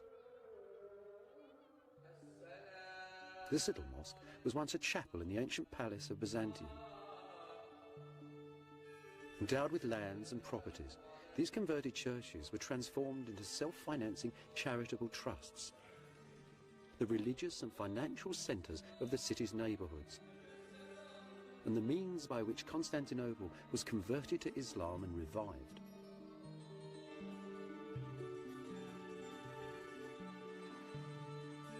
Under Turkish rule, Constantinople was to become a rich and thriving city once again, the centre of a mighty empire, just as it had been 1,000 years before. Just before the conquest of Constantinople, a radical young bishop called Bessarion, Plethon's most brilliant pupil, had returned to Italy and had been made a cardinal of Rome. Some historians detect his portrait in this tragic bearded figure talking with Italian friends, chic young men of the Renaissance, painted by Piero della Francesca. Here at Rome, Bessarion did what Byzantines had done at Constantinople for centuries. He made a villa by the city walls. This villa, one of the first in the modern Western world. A memory of old Byzantium. Bessarion spent his life making a memorial for Byzantium by founding an academy of scholars. No, I suppose Bessarion bought his academy here when it got very hot in the summer months. This academy was a group of people who he'd gathered around him. Some were exiled Byzantines, many of them were Europeans, but everybody who could help him hold the identity of Byzantium together for as long as possible. Poets, artists, writers, translators, all sorts of people. Couldn't have been that difficult to find people, because this was a really fashionable idea. Dear old Plethon had introduced Plato to the West. The Renaissance was beginning. This is early Renaissance building. For a few years, this was the coolest place on the planet. So you've got to think, perhaps, that this was the place too where one day in the summer, 1452, Bessarion sat down to write to Mistra. He was writing a letter of condolence to Plethon's sons. The old man had died with the spring flowers in June of that year. Bessarion wrote a letter, such a letter. He said that Plethon had been his teacher, his father and his friend. It was one of the last authentic letters of the ancient world. After that, Byzantium became something to be seen in libraries and museums. Above all, Bessarion preserved the dream. He gathered the pure air of Mistra, the ideals of Constantinople, the energy of ancient wisdom, and made a single beauteous image of that most complicated empire.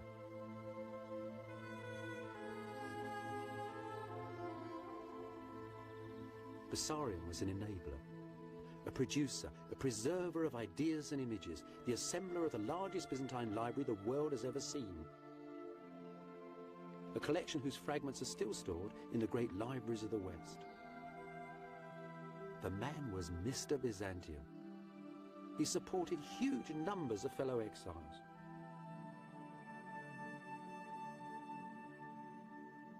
He also used to place refugees all over Europe in jobs. This is a handmade Greek text of Homer's Iliad, made by a refugee from Mistra.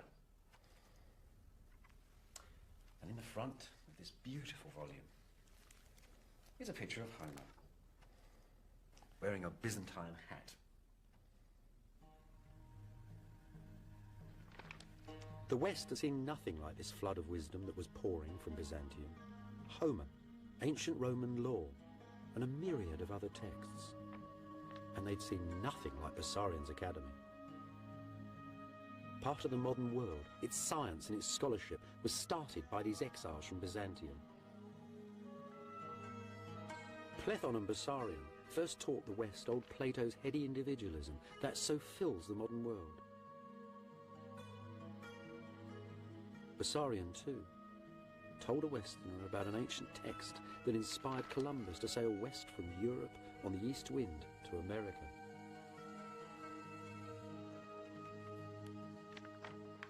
There is, though, a deeper and yet more fundamental legacy. A vision of a universal order that stretches back through Byzantium, through Roman Greece to the Bible and the most ancient East. A vision that still fills the world today. A vision that exiled Byzantine artists drew out for us in dazzling detail at Voronezh, the most beautiful of Romania's lonely monasteries. See that cross there in the middle? That's the cross of our Lord standing on the holy throne of Byzantium, the center of the world. To the left is good, paradise. There's all the lords and ladies of Byzantium pressing through the pearly gates. On the right, hell, the Turks and everybody else, all the bad people struggling to get out. Good and bad, plus and minus, past and future, with heaven above and hell below, and pure energy at the center. A structured universal order that the modern world still understands and uses every day.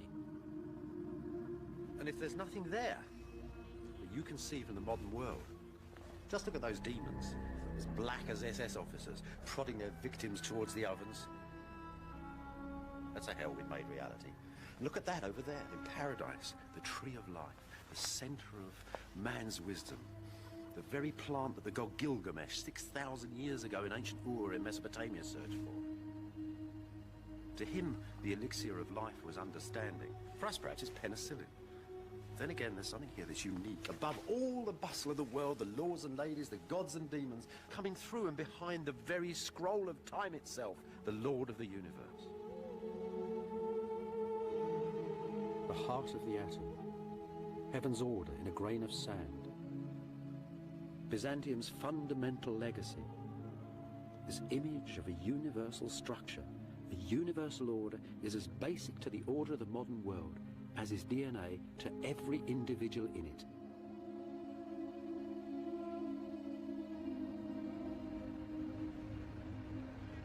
Nowadays, Constantinople, the heart of old Byzantium, is called Istanbul, an old Byzantine phrase that simply means the city. Inside the modern city, though, the past is disappearing.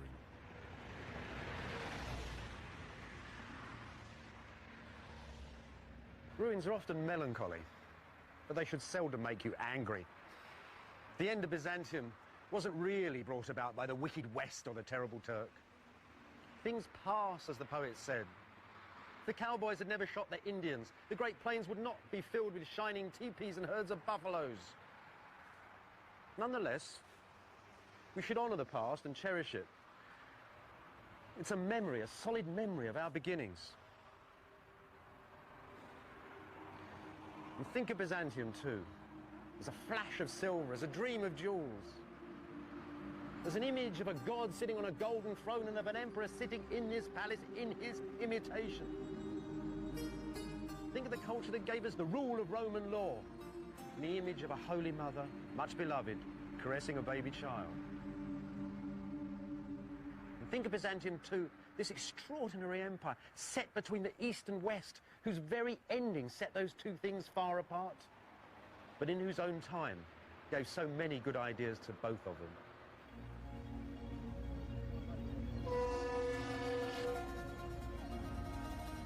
When sailing from Byzantium, listen to the city's fading sounds. Visit in your mind its golden images and all the shadows of its history. And as you wave goodbye, you'll discover that you can never really leave the past behind.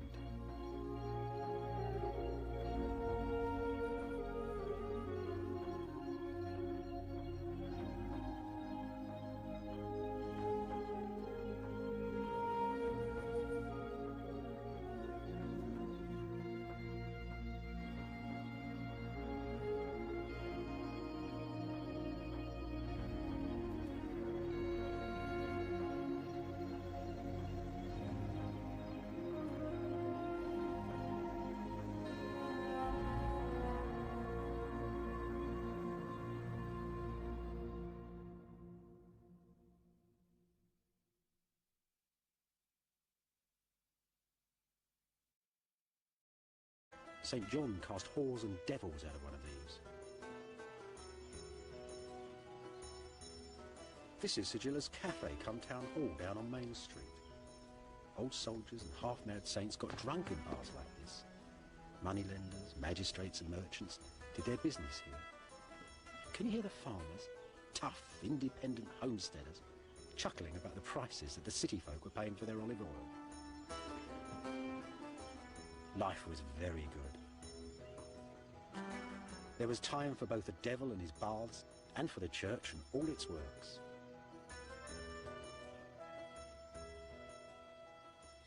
If you'd have come up this path 1,500 years ago on the 1st of September, you'd have been accompanied by thousands of people shouting and singing praises to the Lord. It was the feast day of St. Simon of the Pillar.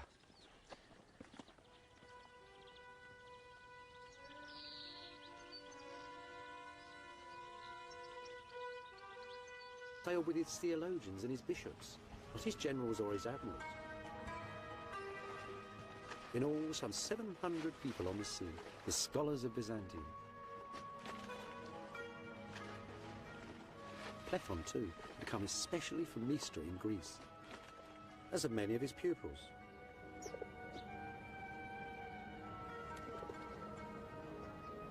The most extraordinary thing about this gathering, that there were bishops and priests from all the cities of the ancient East, all the cities founded by Greece and Rome, the cities of Alexander the Great, the cities of the seven wonders of the world, all had their representatives at the council, all at once and all together.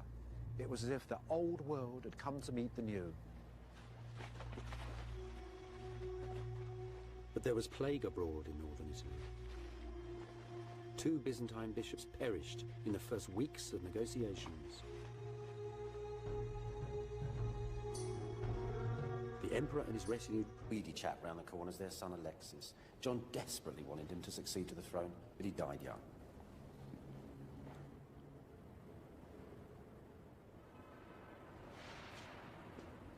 That person there is the most celebrated, most married monarch of the Macedonian dynasty, the Empress Zoe. Zoe ruled Byzantium in her own right in the 1050s.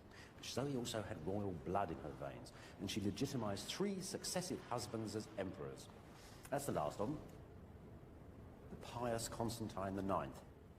If you look closely, you can see that the head of that figure's been changed. I bet there were portraits of her other 2 husbands underneath. Now, the funny thing about this mosaic is that Zoe's portrait's been changed along with her husband's too. You know, some historians have said that she was very vain. Certain she was beloved of the people of Constantinople, who thought her very beautiful. And you know, she was almost 60 when that portrait was made.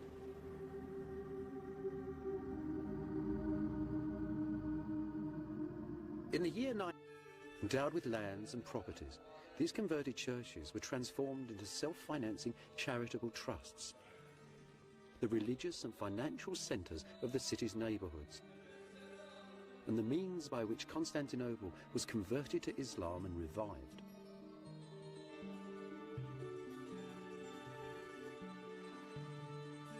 Under Turkish rule, Constantinople was to become a rich and thriving city once again, the centre of a mighty empire, just as it had been 1,000 years before.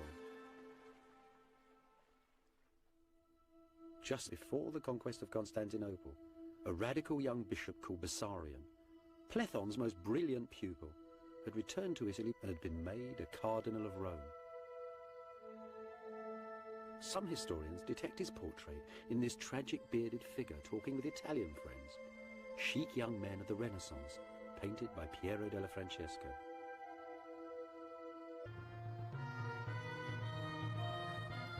In 1235, when this church was just being finished and the Crusaders were still ruling in Constantinople, that doorway would have been surrounded by the ill, the mad, and the crippled and the poor. They weren't just standing there waiting for handouts. What was going on was something rather unusual. Inside this church, inside all churches in Western Europe where there was a relic of a saint, there was a special power. This power came actually from heaven. And in lieu of hospitals, that was the best thing these people would hope for was a cure. After all, Jesus had cured the poor. Now, saints were denominated as holy men by two things, by the actions of their lives and by the fact that their bodies didn't decay. So the little fragments of bone and flesh were very important. When people went up to their shrines and touched them, they were in touch, you might say, with a little bit of heaven, as if there was a hole in the holy ozone. You could reach up through heaven, through the words of the priests and the incense and the music, and some of these blessings could rain to the King of Heaven, the lords of this world and the next, the centre of the Christian universe. Visions of this holy city and its golden emperors filled the mind and the imagination of every medieval prince and king until one day an army of the Christian West came here and destroyed it.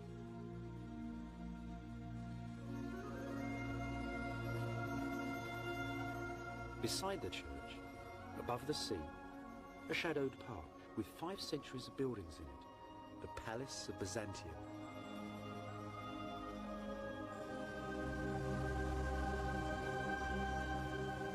A 1,000 years ago, there were gold pavilions here, chapels, mansions, set in a sea of green. An earthly paradise, one of the most potent ancient legends of our planet, the home of God's emperor on earth. So where is the Holy Palace of Byzantium in modern Istanbul?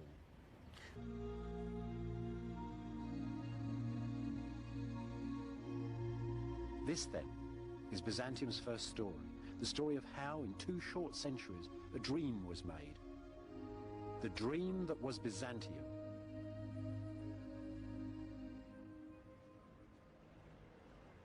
Constantine, the Christian emperor, the man who took the faith of Jesus and the God of Abraham and created the beginning of the governments and churches in which the West still trusts. He was crowned, they say, at York in England in 306. For 40 years, he had killed foes and family alike, and when he died, people were so frightened of him that no one touched his body for a week. This was the extent of Constantine's ambition. The late Roman Empire, with Constantinople, not Rome, as its capital. And in the far north, in Germany, the city of Trier, a great imperial garrison. This is the Christ the Byzantines had always worshipped. Not a Western Christ upon a cross, impaled in dismal earthly history, but the old Eastern Christ, Christ of all times and of all places, Christ of the palace, Christ of Kiev and of Venice, Christ, Lord of Byzantium. The same Christ, too, whose relics and whose images now filled the churches and imagination of the West. The Christ whose soft, impassive face would watch his Eastern Empire gently fade away.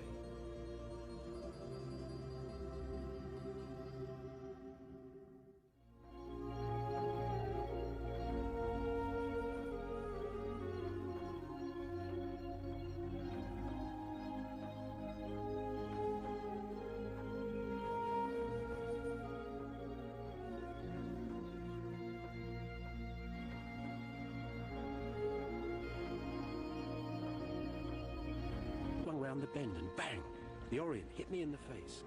A great golden city by the sea, set between the east and west. You could see it had been the centre of the world. It was astonishing. I'd come to Istanbul. And underneath, the magic ruins of the lost Empire of Byzantium.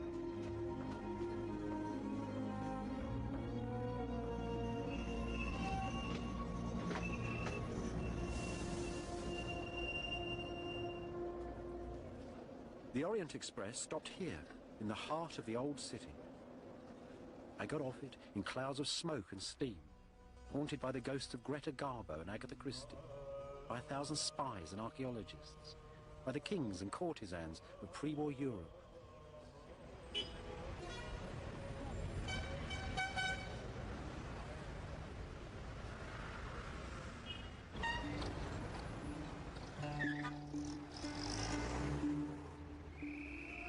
London for a ride to Istanbul in Turkey, and a lifelong fascination. It took 3 days to get there. It was hell on wheels, really. Goats in the corridor and communism out the window.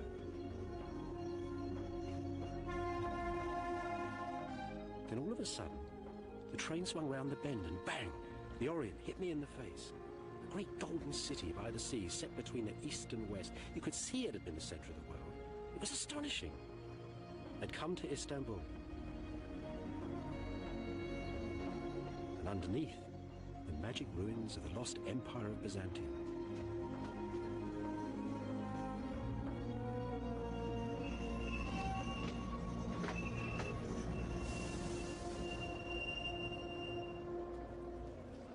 The Orient Express stopped here, in the heart of the old city. I got off it in clouds of smoke and steam, haunted by the ghosts of Greta Garbo and Agatha Christie. Then all of a sudden, the train swung round the bend and bang! The Orient hit me in the face. A great golden city by the sea, set between the east and west. You could see it had been the centre of the world. It was astonishing. I'd come to Istanbul. And underneath, the magic ruins of the lost Empire of Byzantium.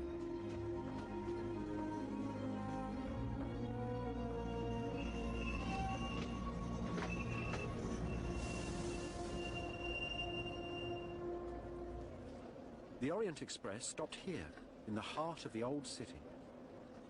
I got off it in clouds of smoke and steam, haunted by the ghosts of Greta Garbo and Agatha Christie, by 1,000 spies and archaeologists, by the kings and courtesans of pre-war Europe.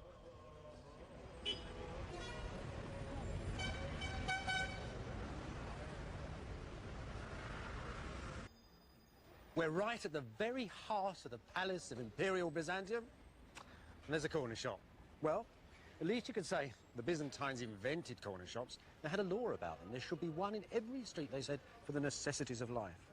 That there, though, that's something else. That's a part of the palace itself. Just part of the foundations, though.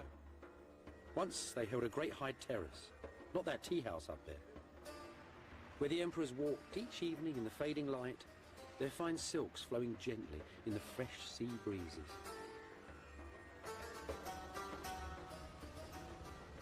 Constantinople was the greatest seaport in the medieval world. Arab, Russian, Viking and Italian boats once sailed along these walls. This is the ruin of an imperial pavilion, some 14 centuries old. The warm sea once splashed against these walls. Those are the doors through which the emperor... Though Justinian and Theodora restored the Roman Empire, this was no longer the ancient classical world. They lived in a different age, spoke Eastern Greek instead of Roman Latin, and viewed the world in very different ways.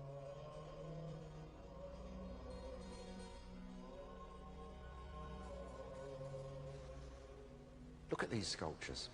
They're probably the last classical figures ever made. They were made actually in the generations just before Justinian. Now, at first glance, you might think they're just part of those usual old classical things you see hanging around museums. Big stony Alexanders and Caesars all strutting their stuff. But they're not like that at all. They're new, they're different. Something else is going on. It's very simple work, very realistic in a way. Little light cut lines, and a day-old beard lightly chiselled on. When people went up to their shrines and touched them, they were in touch, you might say, with a little bit of heaven, as if there was a hole in the holy ozone. You could reach up through heaven, through the words of the priests and the incense and the music, and some of these blessings could rain down upon you.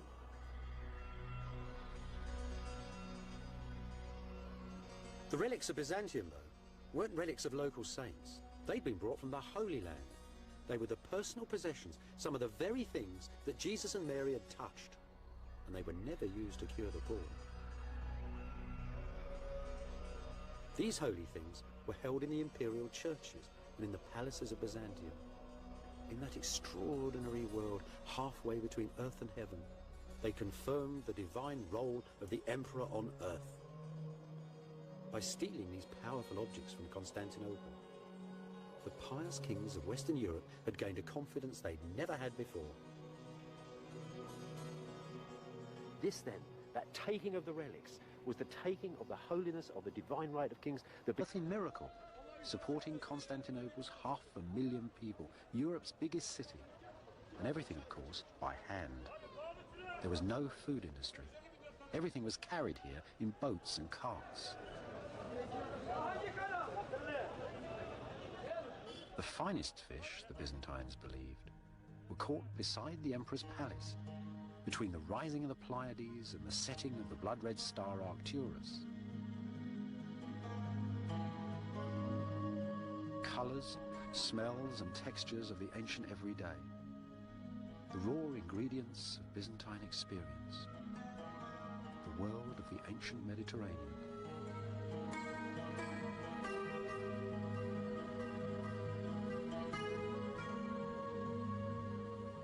Just like the people of modern Istanbul, the Byzantines loved fresh bread and fresh vegetables.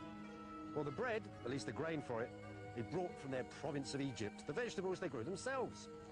In little plots beside their houses in the city, in fields in a great green swathe that ran for mile upon mile down the walls of the city. And here's still a bit of it today, growing more or less the same crops. Look at the garlic, the onions, the dill they use to flavour fish, especially those heavy yellow fish soups they so love. And this is an ecological Byzantine delight here. There's 3 or 4 different sorts of crops. There's rocket for salad, there's chard and cabbage again, all sorts of things, mint, all growing together in a great profusion. And at the end of it all, lettuce to calm your stomach. So when the peasants in the fields just stop there for a moment and straighten their backs to watch the lords of Byzantium, those great history makers riding by, they too could think, we're not having such a bad time either.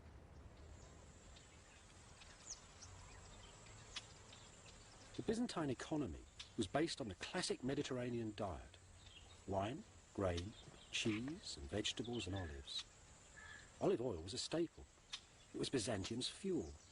It lit streets and homes and lighthouses. It oiled carts and cured baldness. And it was used for cooking. In its first centuries, Constantinople's oil came mostly from northern Syria. This is a wonderful thing. It's a piece of Byzantine industrial archaeology. It's a factory for making olive oil. This is a marvellous little place. I'll show you how it works. It's very sensible, very logical. The olives were picked from the trees. They came down that little street in wagons. They were tipped down through a window, and they fell into that trough down there. They were then scooped out of the trough and put into this mill. This is a great oil press for the berries. You see this drum? There were 2 of those. They fitted on end in here, side by side. A bar went between them, and 4 or 5 men pushed round the outside and reduced the olives, the skin, and the stone into a sort of horrible, messy pulp. That then was taken out of there and laid in these circles here. Now, this thing in the wall here held a great beam that ran through the air, and hanging above this was a huge cylinder of stone, and that then was slowly dropped onto the mass of olive paste, and the oil dripped down into these tanks. Not the end, because this, after all, although it's cold pressed, is actually a very impure oil at this moment. So they take it out of here and they put it into this tank here. Now, this tank has already got water in it, so as they pour the olive oil in, it flows to the surface, all of the impurities go down to the bottom. And see this little trench here? A vital piece of gourmet equipment, because this is where the very finest oil ran from that impurity tank down into this tank to make fine, clear olive oil for the tables of Byzantium.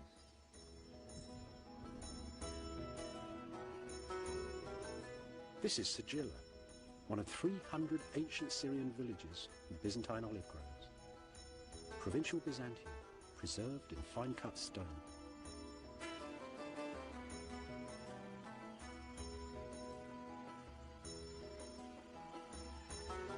Just off the main square is the public bathhouse, forerunner of the Turkish bath. St. John cast whores and devils out of one of these.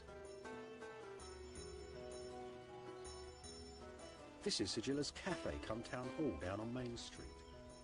Old soldiers and half-mad saints got drunk in bars like this. Moneylenders, magistrates and merchants did their business here.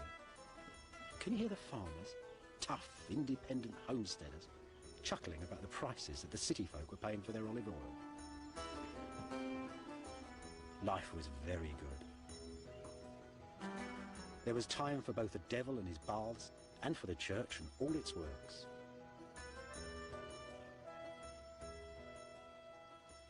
If you'd have come up this path 1,500 years ago on the 1st of September, you'd have been accompanied by thousands of people shouting and singing praises to the Lord. It was the feast day of St. Simon of the Pillar.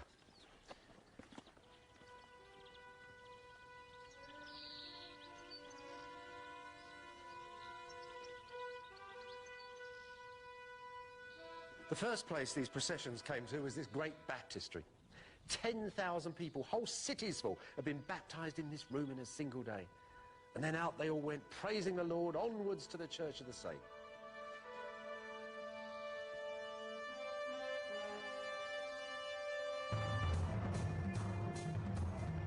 It's Roman architecture still, of course. Arches, vaults and column tops. But now, there's Christian crosses too. The ancient forms are turning into something else. See? The wind of faith is bending all those ancient pagan patterns. This is the style that would become Byzantium. And at the church's hub, the remains of the 50-foot column on which St. Simon lived. So who was this weird man who lived up a pillar and half the world had come to see him? When he died, they built this beautiful dancing church in his honour. Well, as a young man, Simon had worn clothes so rough they'd made him bleed. Then he dreamt up the idea of chaining his left leg to a large rock. That before he went up the column. But Simon wasn't a nutter. Simon had tremendous presence like an emperor. He sat still and silent.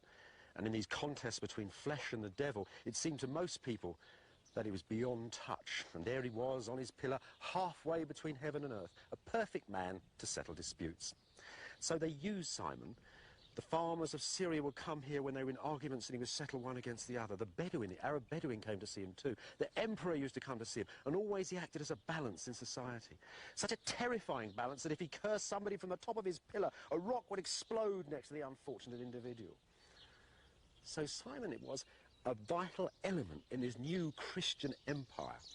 An element which somehow had taken the old stern order of the Roman age and left it halfway between heaven and earth. In the eastern Mediterranean, in the warm heartland of the pagan world, the first Christian empire, the Empire of Byzantium, found its balance. It was a good life, a rich life, and there was peace and plenty.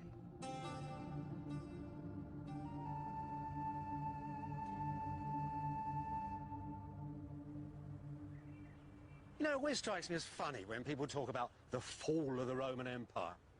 After all, standing here in Constantinople, it just got richer and richer and richer. Didn't fall at all. I suppose really it's because Rome fell. In fact, Rome didn't fall, it just got poor. Constantine had moved the capital from the great old cities of the west to here in the east. And with him moved the government, the generals, the artists and the architects. Everybody who made the empire moved with him. So in 475, that's 25 years after these walls were finished, the last Roman emperor of the West, a young man, a junior emperor, sent the crown back here to Constantinople, to New Rome. This was the new city.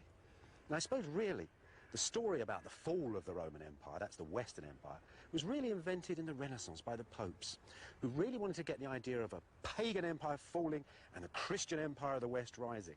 They're good propagandists like Raphael and Michelangelo to budge them on their way. But the truth is, the real truth is, that old Rome, ancient Rome, had been modelled on the great cities of the East, on Antioch and Alexandria, all those great marble cities. So when you say Rome fell, it didn't fall at all. It simply went back home again.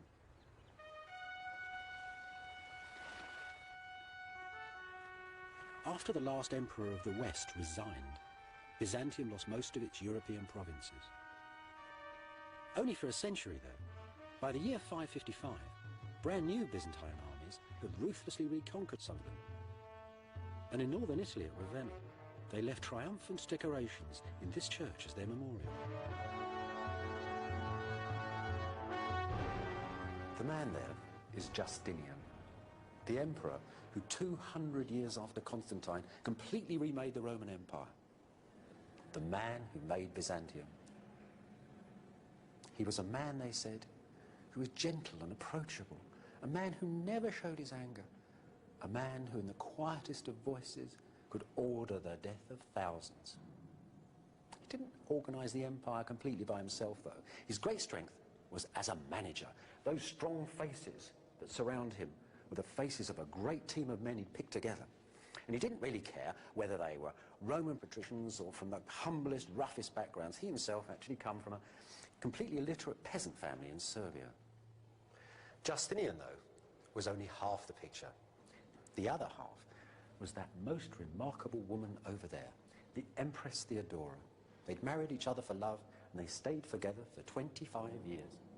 And look at the young ladies of the court there. They're looking sideways and a bit nervous. You see, it's not proper for young girls to look straight at you, not unless you're a woman of power like Theodora. But that is actually a portrait of a woman dying of cancer. Within 2 or 3 months of this mosaic being finished, Theodora was dead. Justinian ruled for another 20 years. He never remarried, and he went to her grave and lit candles until he was a very old man.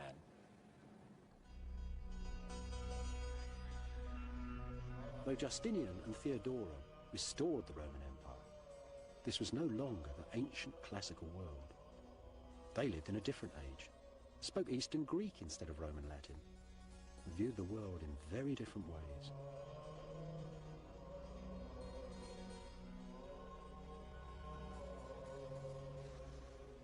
Look at these sculptures. They're probably the last classical figures ever made. They were made actually in the generations just before Justinian. Now, at first glance, you might think they're just part of those usual old classical things you see hanging around museums. Big stony Alexanders and Caesars all strutting their stuff. But they're not like that at all. They're new, they're different. Something else is going on. It's very simple work, very realistic in a way. Little light cut lines, and a day-old beard lightly chiselled on the hard marble, as if to emphasise its transience, its insubstantiality. These people are pensive, sad, and rather wise. After all, hadn't the saints and bishops told them that this life, this material world, was only an illusion? So naturally, these statues don't strut their stony stuff like Alexander or the emperors of Rome. They are not heroic descriptions of skin and bone and straining muscle. Each man stands inside his own mysterious inner space that each one of us must occupy. And from that space, they look outwards, from the soul, towards the heavens. As you might expect, if you should move around them, the solid bulk of marble and humanity is seen to be nothing more than an illusion.